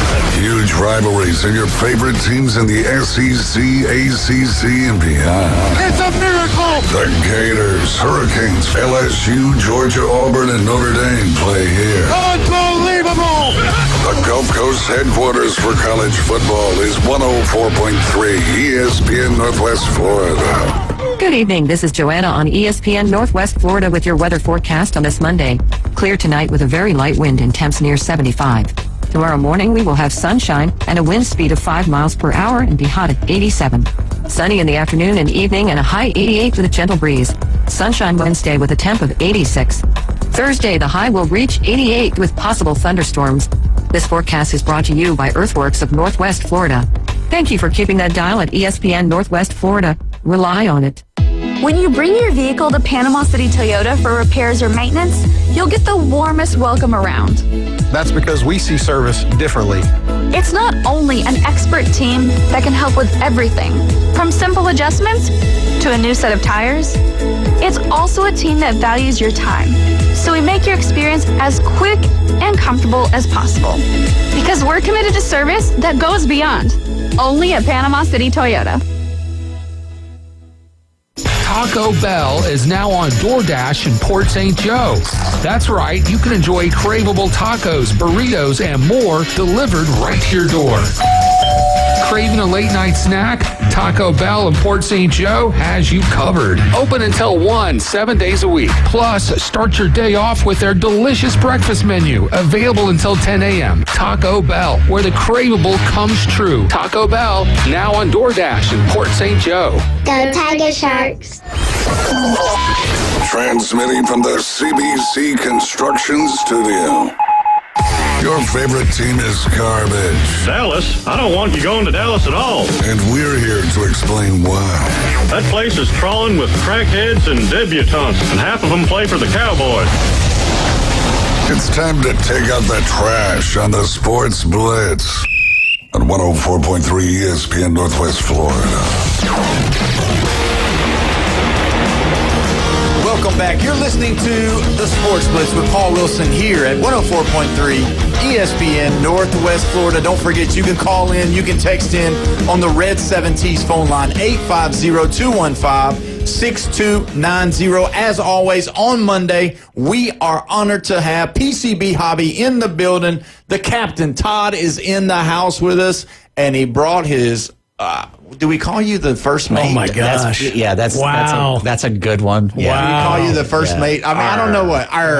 Because the other day, I think it was Friday. It was Talk Like a Pirate Day. Yeah. I believe. So I mean, Captain Todd and Pirate Bill. There we go. Okay, Pirate Bill and Captain Tom. How are y'all doing today? Happy Monday, everybody. We're doing pretty good. We're just busy. Yeah. But I say that every time. Yeah. So honestly, if you haven't heard it once, twice, 3 times a lady, we're busy. We're busy.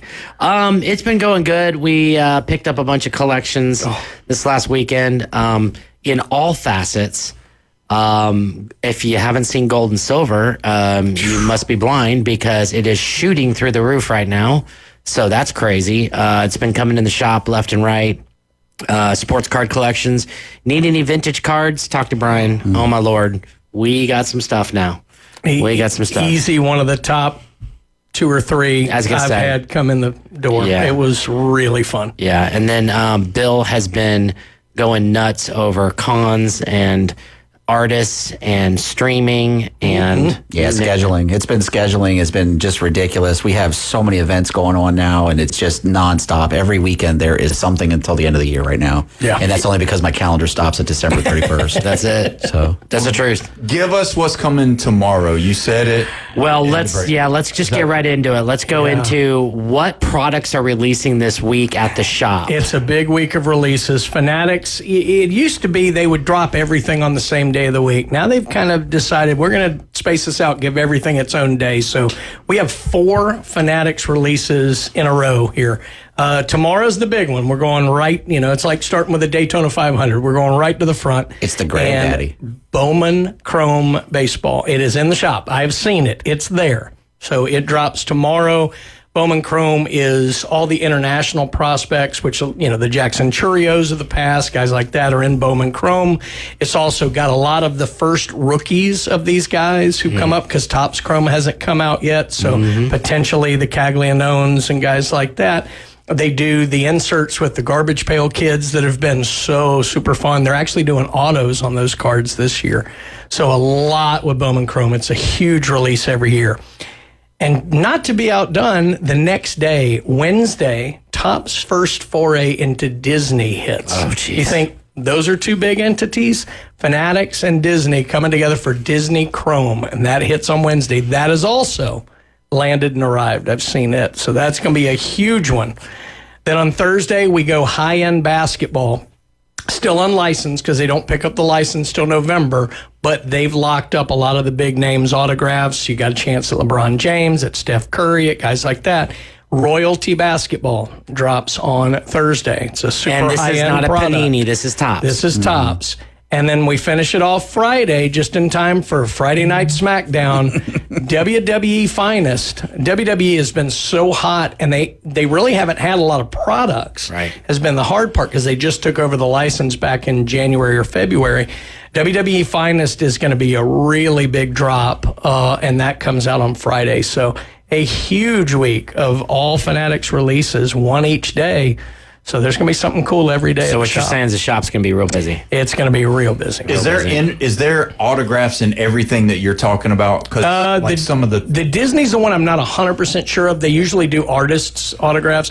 They could do. I'm not exactly sure how they're doing it. Like with Marvel, sometimes they'll do voice actor autographs as well. I can't say I know that one for sure. Mm-hmm. How about the others? Sketches All absolutely do. How about one-on-one artist sketches and Yep. stuff? Yeah. That's typically what you see. But just the character base of Disney Chrome is unbelievable. Yeah. You have all the old Disney, the new Disney, the Pixar. They go everywhere. That's nuts. Unreal. Those two products are so top. The Bowman Chrome is probably one of the best products of the year. Oh, it's unbelievable. Hands down. I mean, it's just a beautifully done product. Mm-hmm. To me, it ranks up there with Stadium Club. I think the two are just fantastic when it comes to the art and the actual quality of what you're getting.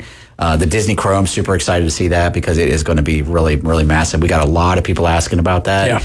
And then the WWE, that is going to be fire. Yeah, their stuff is huge. Here's the coolest thing is that if you can't come to the shop, and let's say you're not even local, but you're listening to us, from an hour away or wherever, you can go on our live stream, right. PCB Hobby eBay Live, 5 days a week, Monday through Friday, and sometimes in the evenings now. And we have that product to break for you. You can buy it on the stream, and we can open it for you and ship it to you. Boxes and or packs too. Yeah. We're doing both. Oh, yeah. So yeah, And I know they're there because I dropped them there myself today. They're there. They're there. So don't let Josh fool you. So you'll have access to that as well. We did pick up a ton of vintage comics. What I'm also calling vintage is what if you know comics, Silver Age and Bronze Age comics. We got a bunch of that stuff in, so we've got a lot of really cool things to show everybody.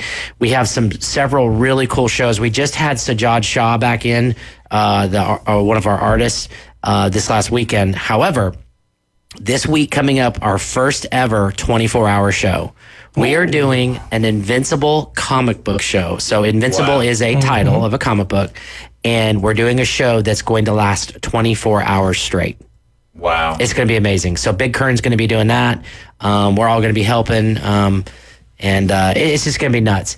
It gained a lot of popularity. If you're not familiar with that comic title, it's on, I think it's Amazon Prime, right? I think you're right, yeah. It's 3 seasons on Amazon Prime right now. And so it's in its 3rd season. They're just talking about they're doing the 4th season. And so it has become wildly popular this last year. It revitalized the actual comics themselves, which were way older. They're from the early 1999, 2001, 2003, something like that. Yeah. So it's been around since I think 2011 or 14 was somewhere around there. Was that the last issue? Yeah. And so it's really it's hard to find, it's hard to get, and especially with good qualities. And we have almost the entire run. For a more modern comic book, there are some super keys in that series. So if Kern's doing a 24-hour stream, I'm going to go buy stock in Red Bull and Sour Patch Kids. I would. And Mountain Dew. Mountain Dew. I was going to say, Mountain Dew is... Is that one person? Is that who that is? Yeah, Big Kern. Yeah. So he's going to do a 24-hour shift, so you're going to pay him double time, right? No. No, I might dock he's not listening. I might dock his pay if he does 23 hours and 59 minutes. No, he won't do that. I'm kidding. So I do have some listeners that are talking on here about some cards, and one of our guys says, man, I need some new Optic NFL cards. They haven't dropped for 2025 yet. Donruss just came out. Donruss is the kind of paper version of Optic. So they look the same. Optic is the chromium version of that. I have not seen the release date. Optic football is usually, now they're ahead of schedule for where Panini usually is. I would say look for Optic probably in the December, January time frame, if I had to guess. And then Dr. Sharon says, you are slammed and has been slammed. He be slammed is what she said. Yeah, for sure. And He's been busy. Yeah, and then also WWE cards are ridiculous. Oh, they're so cool. That's what everybody's talking about there too. And they've actually, so we've talked for a long time about the way they do the debut patches in baseball. Mm-hmm. Well, they've done the same thing with wrestling. They haven't gotten them in products yet. They think they're going to start trickling them in Finest. to where they had them wear them at WrestleMania, a lot of them on their boots. Oh, yeah. And a lot of times when they do their first main roster match, it'll be their debut as well. So it's they do some really, really cool stuff. And more than any sport, wrestlers are carnies and they're promoters by nature. The wrestlers have gotten so into promoting these cards. They're doing videos, ripping cards, trying to hit autos of themselves all the time. I mean, they are really getting out there and supporting this stuff. They're all in. It's not like sometimes some of the sports, the guys are kind of ambivalent to it. They feel like, I ain't got time for that. The wrestlers love it. Well, it's kind of neat. Really cool product. It's kind of neat that Fanatics is being so innovative with everything and pushing all the different sports and different types. I like it. I'm very happy with Fanatics and the way that they're licensing and doing everything that they're doing. You know, again, I hope Panini, makes it in some form or fashion, or at least their product names. But Fanatics have been doing a good job. I think there's a big concern about that from collectors about where was the market going to go when Topps started taking over all these licenses. And traditionally, Topps has been a real conservative type product. There hasn't been a lot of flash or fling to it. And I think they're starting to show with some of this innovation and stuff that they're doing, the people that they're aligning with, like the Gary V's and the WWE folks, and they're really starting to bring in UFC stuff. And so it's getting really good. So yeah, absolutely. I mean, they're going to miss every now and then. Everybody would, but the thing is, they are so aggressive in their, trying new things and trying to do the coolest stuff. That's the innovation stuff. That's what's so much fun, is just seeing them go out there. I mean, these debut patches, putting a QR code on the relic to know exactly what game it came from. Those are brilliant things that really give you a connection to the collectible. Authenticity. That's right. Yeah. And that's the coolest part. Now, let me ask y'all this real quick about it.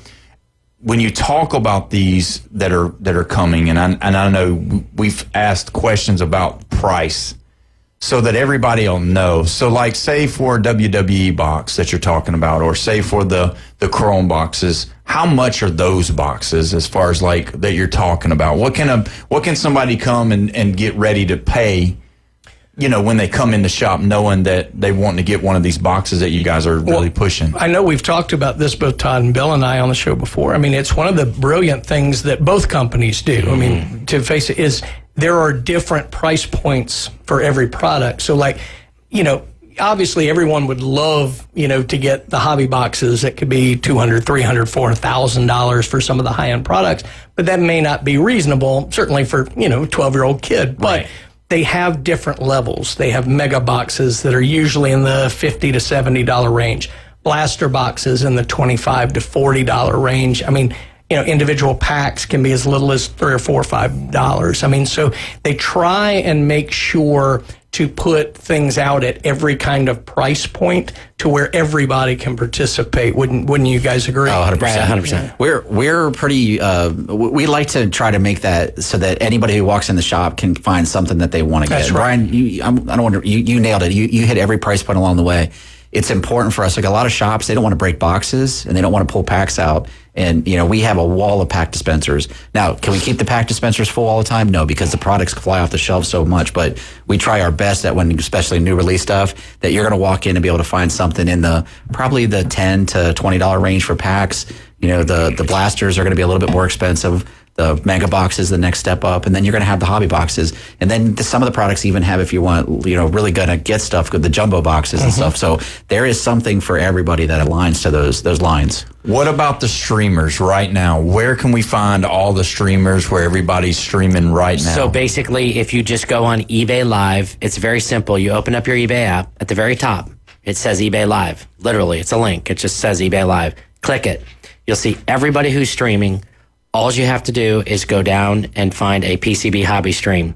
Typically on the top carousel, which is the top links of all the people live, usually if you scroll through there, you'll see our coins and currency, you'll see our comic books, you'll see our sports cards, and you'll also see our trading card games. And all you do is click it. Go in and look, watch, listen. You don't have to buy anything. That's the beautiful thing about going on eBay Live, is you can literally just go on and it's entertainment. It's like watching a live YouTube, any of this stuff, TikTok. I mean, it's live. It's just, you're getting live data, live content, live everything. You can ask questions, you can chat. You can say, hey, I heard that so-and-so is going to be in Bowman Chrome. Sure, ask a question, because without, trying to figure out what's going on, I mean, you won't want to buy anything. But we're very attentive. Love talking about the products. Love talking about what you can get or what's new, what's neat, what's awesome. It's just a lot of fun. So PCB Hobby is what you're looking for on eBay Live. So the novice here asking, is this where I can?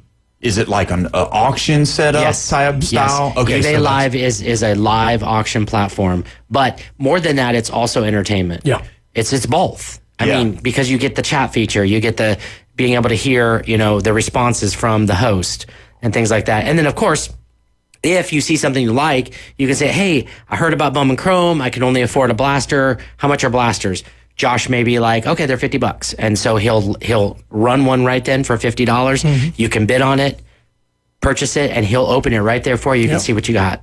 It's instant gratification. So they open it for you? Right then and there. Now that is cool. I didn't know that. That is really cool. The funny thing is, we get locals who go on all the time and break product because they don't even want to get out and fight the traffic or anything, and they'd rather you just ship it, locally right to them. Also, don't forget, we're also a PSA and a CGC grader, and so when you get things on the stream, you don't even have to worry about shipping it to the house to get it to you. Then you ship it to PSA. We actually ship stuff for customers all the time straight from They'll rip the packs right there. Somebody hits something great, and they're like, "Can you submit that for me?" Absolutely. We send it straight into PSA for them. So we do the same with comic books. We get a ton every week, probably stack of 100 people who submit books through us based on what they just purchased on the stream. So we'll show a brand new Batman up on the screen and say, this brand new, just came out this week. This is the foil virgin cover, let's start it at $3, and it'll bid up to $20, $25, and somebody wins it and they're like, yeah, let me CGC that. And so for another $40, we send it off for them, get it graded. It grades out whatever it grades, a score, and then it comes back to us and we ship it to them for free. Wow. And so if just say like there's a sports card, say you hit a big sports card. Oh yeah, it happens all the time. And is there an opportunity to sell it to you guys at that moment too? So, I'm giving you some great questions. We're working on a lot of stuff. Yeah. So we're working on consignment. And so what we're going to do is we're going to roll out very soon consignments, and that's exactly what can go on. You can literally say, boom, you just hit $1,000 card, and you can literally on the stream say, can you go ahead and sell that for me? And we'll say, okay, here's the fee to submit it. We'll submit it. When it comes back, we'll list it. We'll sell it for you. You get X percentage. Still working on that, but it's very competitive to all the other people out there. And you just get sent a check. Yeah. And I say send a check. I mean, there's a lot. Could be electronic payment. But we are going to be working on send-in stuff so that if people that live outside the area who can't get to us, or if you can come into the shop, you'll be able to drop it at the shop and get the same service and put it on eBay through the shop. So the one, it's going to seem like a little thing, but it's so big that I always love to highlight, and we kind of hit on it a little bit, is the one thing I hear a lot of people talk about, they do stuff on eBay all the time, and the thing that they generally don't like is the shipping costs. Correct. Everything on those streams, in any one of our streams, is what? Free shipping. Wow. Yeah, we don't charge shipping. That's right. Yeah, so we made that decision a long time ago. So that is a huge That's something deal. that we've always liked, and we try to take as much of the confusion and burden away from people. Yeah. When you buy something on the stream, what you pay is what it's going to be. That's right. We can't help if eBay charges tax. That's right. In your area or whatever that might be for your state, sales tax. But when it comes to the cost from us, we don't charge anything extra for shipping. So all the stuff we do, when we send a card off to PSA or a comic to CGC, we take care of all the shipping there. We take care of the shipping back, and we take care of the shipping back to the customer. Yep. So that is awesome. Another thing that I like that you guys do is, some of those breakers out there, they don't even ship you the base cards. Oh, yeah. I think that's awful. You guys ship everything that is open. Everything. Always. Unless they ask us not to. Unless they say no, and sometimes they'll be like, "Hey, go ahead and give user so and so my base cards for his son," or so, because you get to know people and people get to know people on the thing. That's a big part of it. That's the community. That's what makes this whole thing different than just a sales platform. It's not a sterile environment. You get in there, and the more time you spend in the streams and the chats with us, it becomes a community. It is. People know each other. They talk. There's a guy that goes on our coin stream and our comic stream all the time, and I can't say what his name is, but let's just call him Joe. And Joe comes on, and every time I see him, I'm like, Joe, how you feeling today? Because I know he has cancer, you know, and he's in remission and stuff. And so I always ask, how you feeling today? How you doing today? Are you in the hospital today?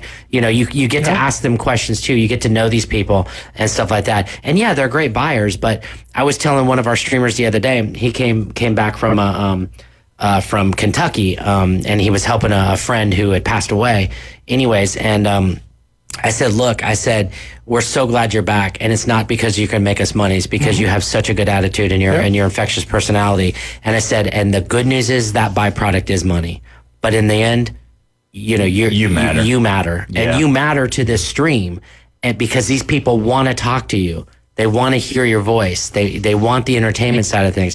And when Bill and I stream, it gets crazy. Shenanigans. I bet it does. I might want to come up there and have some fun with y'all. Yeah, it's crazy. But we're going to have to take our next break. Thank y'all so much for coming in, and we look forward to every Monday having you guys. You guys go visit PCB Hobby, do all of the eBay streams, go visit in person. You can go on their website, all of the above, PCB Hobby. Panama City Beach. We love it. Thank y'all so much for being here. And when we come back, we are going to finish up the NFL discussion we started. You're listening to 104.3 ESPN, Northwest Florida.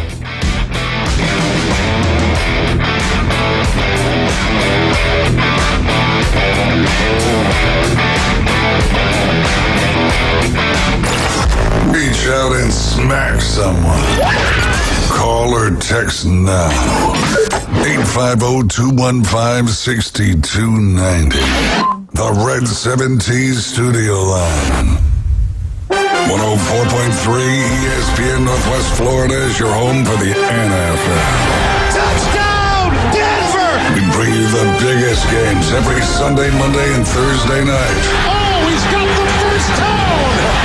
Plus, we'll broadcast more college football games than ever before. He did what? Live NFL and college football play here. Unbelievable! 104.3 ESPN Northwest Florida. Los Rancheros has been doing it right for 20 years. Los Rancheros brings a top-shelf dining experience to you with the opening of their beautiful new building. Watch all college and pro games on Los Rancheros' 14 large-screen TVs with great drink specials daily from 2 to 5 and during all the games. Los Rancheros, the place for live sports and great food on 23rd Street between Jenks and Harrison. Are you looking for a place to take a leak? Do you have a truck, tractor, or other hydraulic equipment leaking or not performing as it should? At Reliable Hydraulic Solutions, we can get you back to work. Do you have a busted or leaking hose? We can typically replace them while you wait. Hydraulic cylinder or pump needing repair? In many cases, we can have it back to you the next day. Reliable Hydraulic Solutions, 6840 Highway 77 in Southport, just south of Tractor Supply. The best place in town to take a leak. Rich Eisen Show. A rhetorical question, which means I already know the answer and it does not require an answer. But we'll give you one. Yeah, I mean, oh man, I really want to answer. Yeah, do you think the Detroit Lions and Dan Campbell were sending a message on Sunday? Do you? Our favorite Bill Burr soundbite. Oh, do you? They were sending a message. Mighty Ducks. Not worth winning if you can't win big. Rich Eisen weekdays starting at 11. Now on ESPN Northwest Florida. If you build it, they will come. We're live from the CBC Construction Studios. This is the Sports Blitz, where we don't have guests. We have punching bags. The Sports Blitz on 104.3 ESPN Northwest Florida. Welcome back. You're listening to the Sports Blitz with Paul Wilson here at 104.3 ESPN Northwest Florida. We are so thankful that you decided to listen with us. We can't do what we do without our awesome sponsors, AutoNation Ford in Panama City. Go see those guys if you need a vehicle, if you need service, if you need parts. All of those things they can provide for you, and they can provide for you in a great way. Go see those guys at AutoNation Ford in Panama City. Don't forget, if you've got any kind of dinks, damage, or any kind of scratches on your vehicle, go see Recommended Collision Center. They are there. They're professional. They do all insurance work. They also will give free estimates on any of your vehicles that you need repaired. If there's something that you can't fix, take it over there to Brandon and the guys, and they'll take care of you. So don't forget to do that. Mention Sports Blitz, and you will get a discount over there with them. So go see Recommended Collision Center at Jinx and 15th Street. Now, guys, we don't have very long, but we've got some things I wanted to get in for tonight and for the NFL football weekend that we just had. Some of the craziest things that's ever happened with all of these block kicks. Would y'all say that the blocks kicks for the weekend was probably the biggest story? It had to be, right? It was just that there were so many consequential ones within about 10 minutes of each other that was just insane. I mean, it was so cool. Was the shocker of the weekend, though, that the Browns beat the Packers? No.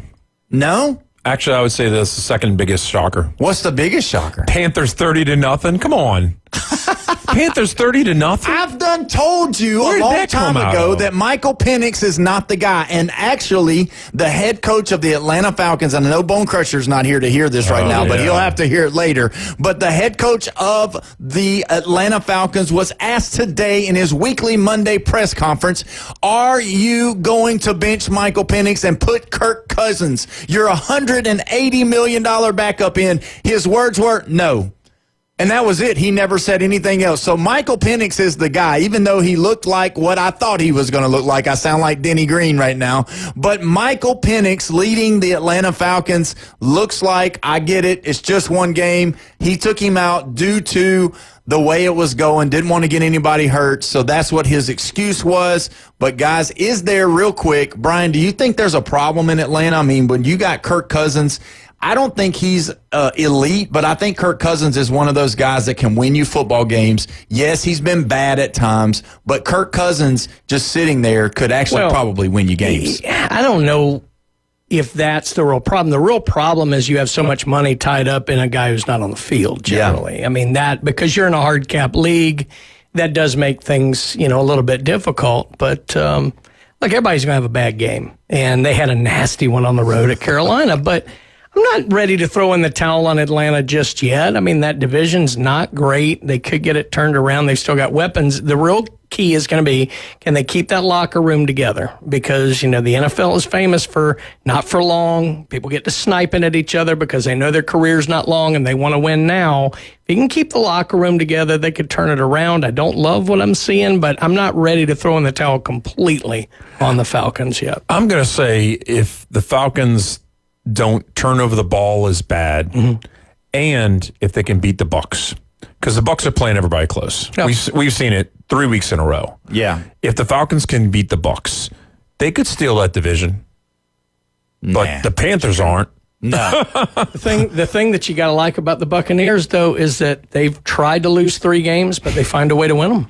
Well, the Jets were the biggest joke. I mean, that was crazy. That's one of the craziest games I've seen in a very long craziest fourth quarters I've seen in a very long time.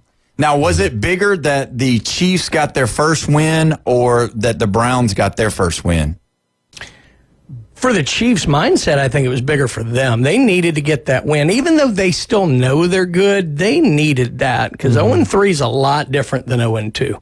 Yeah. And I think that was big for them. The Browns, I think the Browns know they're still not ready. And it was good for them, but no, the Chiefs had to have that, I think. And other things that happened over this weekend with the Bears finally getting in the win column. That was huge. They looked really good. Caleb Williams actually looked really good. He looked the part. But, his way of playing the playground football is his style. He didn't stay back in the pocket. They let him get outside the pocket, create some.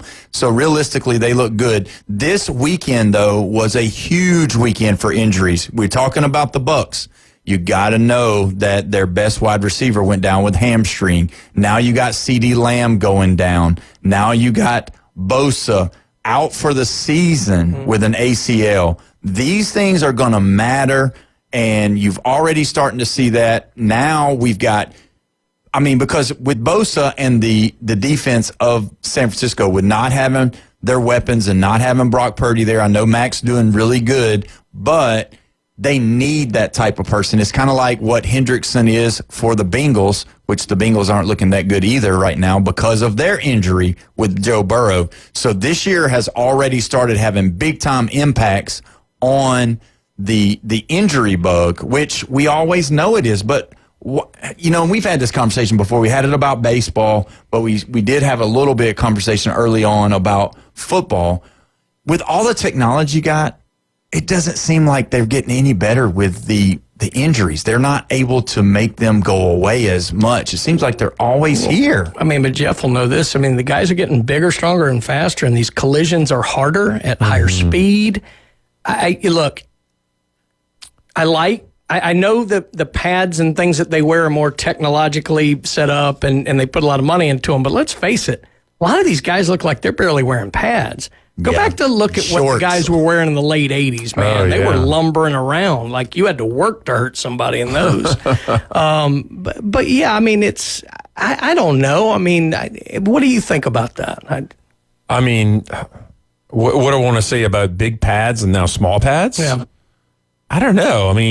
I don't know if it's relatable, but I think it's the different positions. If you're a lineman, I understand having big pads. Yeah. But as a wide receiver or defensive back, I don't want big pads because I want to be flying across the field. To me, look at linebackers. What they used to wear versus what they wear now. Yeah, it's different. It's just, I don't know. And then you got to think about, y'all remember this, when I say his name, Steve Atwater. Yeah. Man, he had the big pads. He was a safety. And if you threw the ball up and he could get there, he was going to knock your head off. Christian Okoye. Yeah. Yeah, big pads. There's a lot of Raiders. I don't know, the late 70s, early 80s and all that, the Raiders would always be all padded up. And I don't know if that's, directly relatable. The thing that has always driven me crazy, I've been on rants on the show forever, is the 53-man roster kills me in the NFL. Yeah. There's no reason it should be less than 70, 75 players, other than you can keep the salaries down if you're the owners, and the players can get more who are there. I understand it's a money thing, but it creates these situations where you now have to drag people in who have not been in your system and trying to get them ready to go in a week. I don't like the 53-man roster. Yeah, and those are all good points. And you would think that having the training, having the computers that they're hooking them up to now, running, doing all the things to help, but it does seem like the ACLs and the MCLs and the knees and the abdomens, all of that is just always getting hurt. Hamstrings are still a problem, and you would think that they would be able to stop those. Fat don't cramp. So you mentioned the Browns upsetting the Packers, and I understand. We have Packers up there in the top 3, right? Yeah. And then we have Browns. Are they a bottom 7 or 8 team, maybe?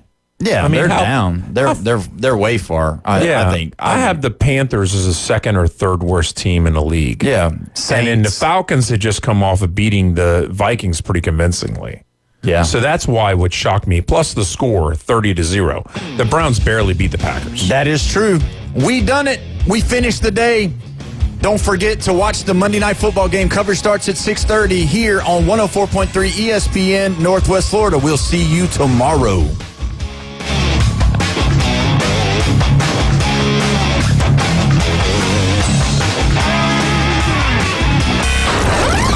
Taking your hot takes, rants, and takedowns. Let's hear it on the Red 7T studio line. 850-215-6290. Have you ever wanted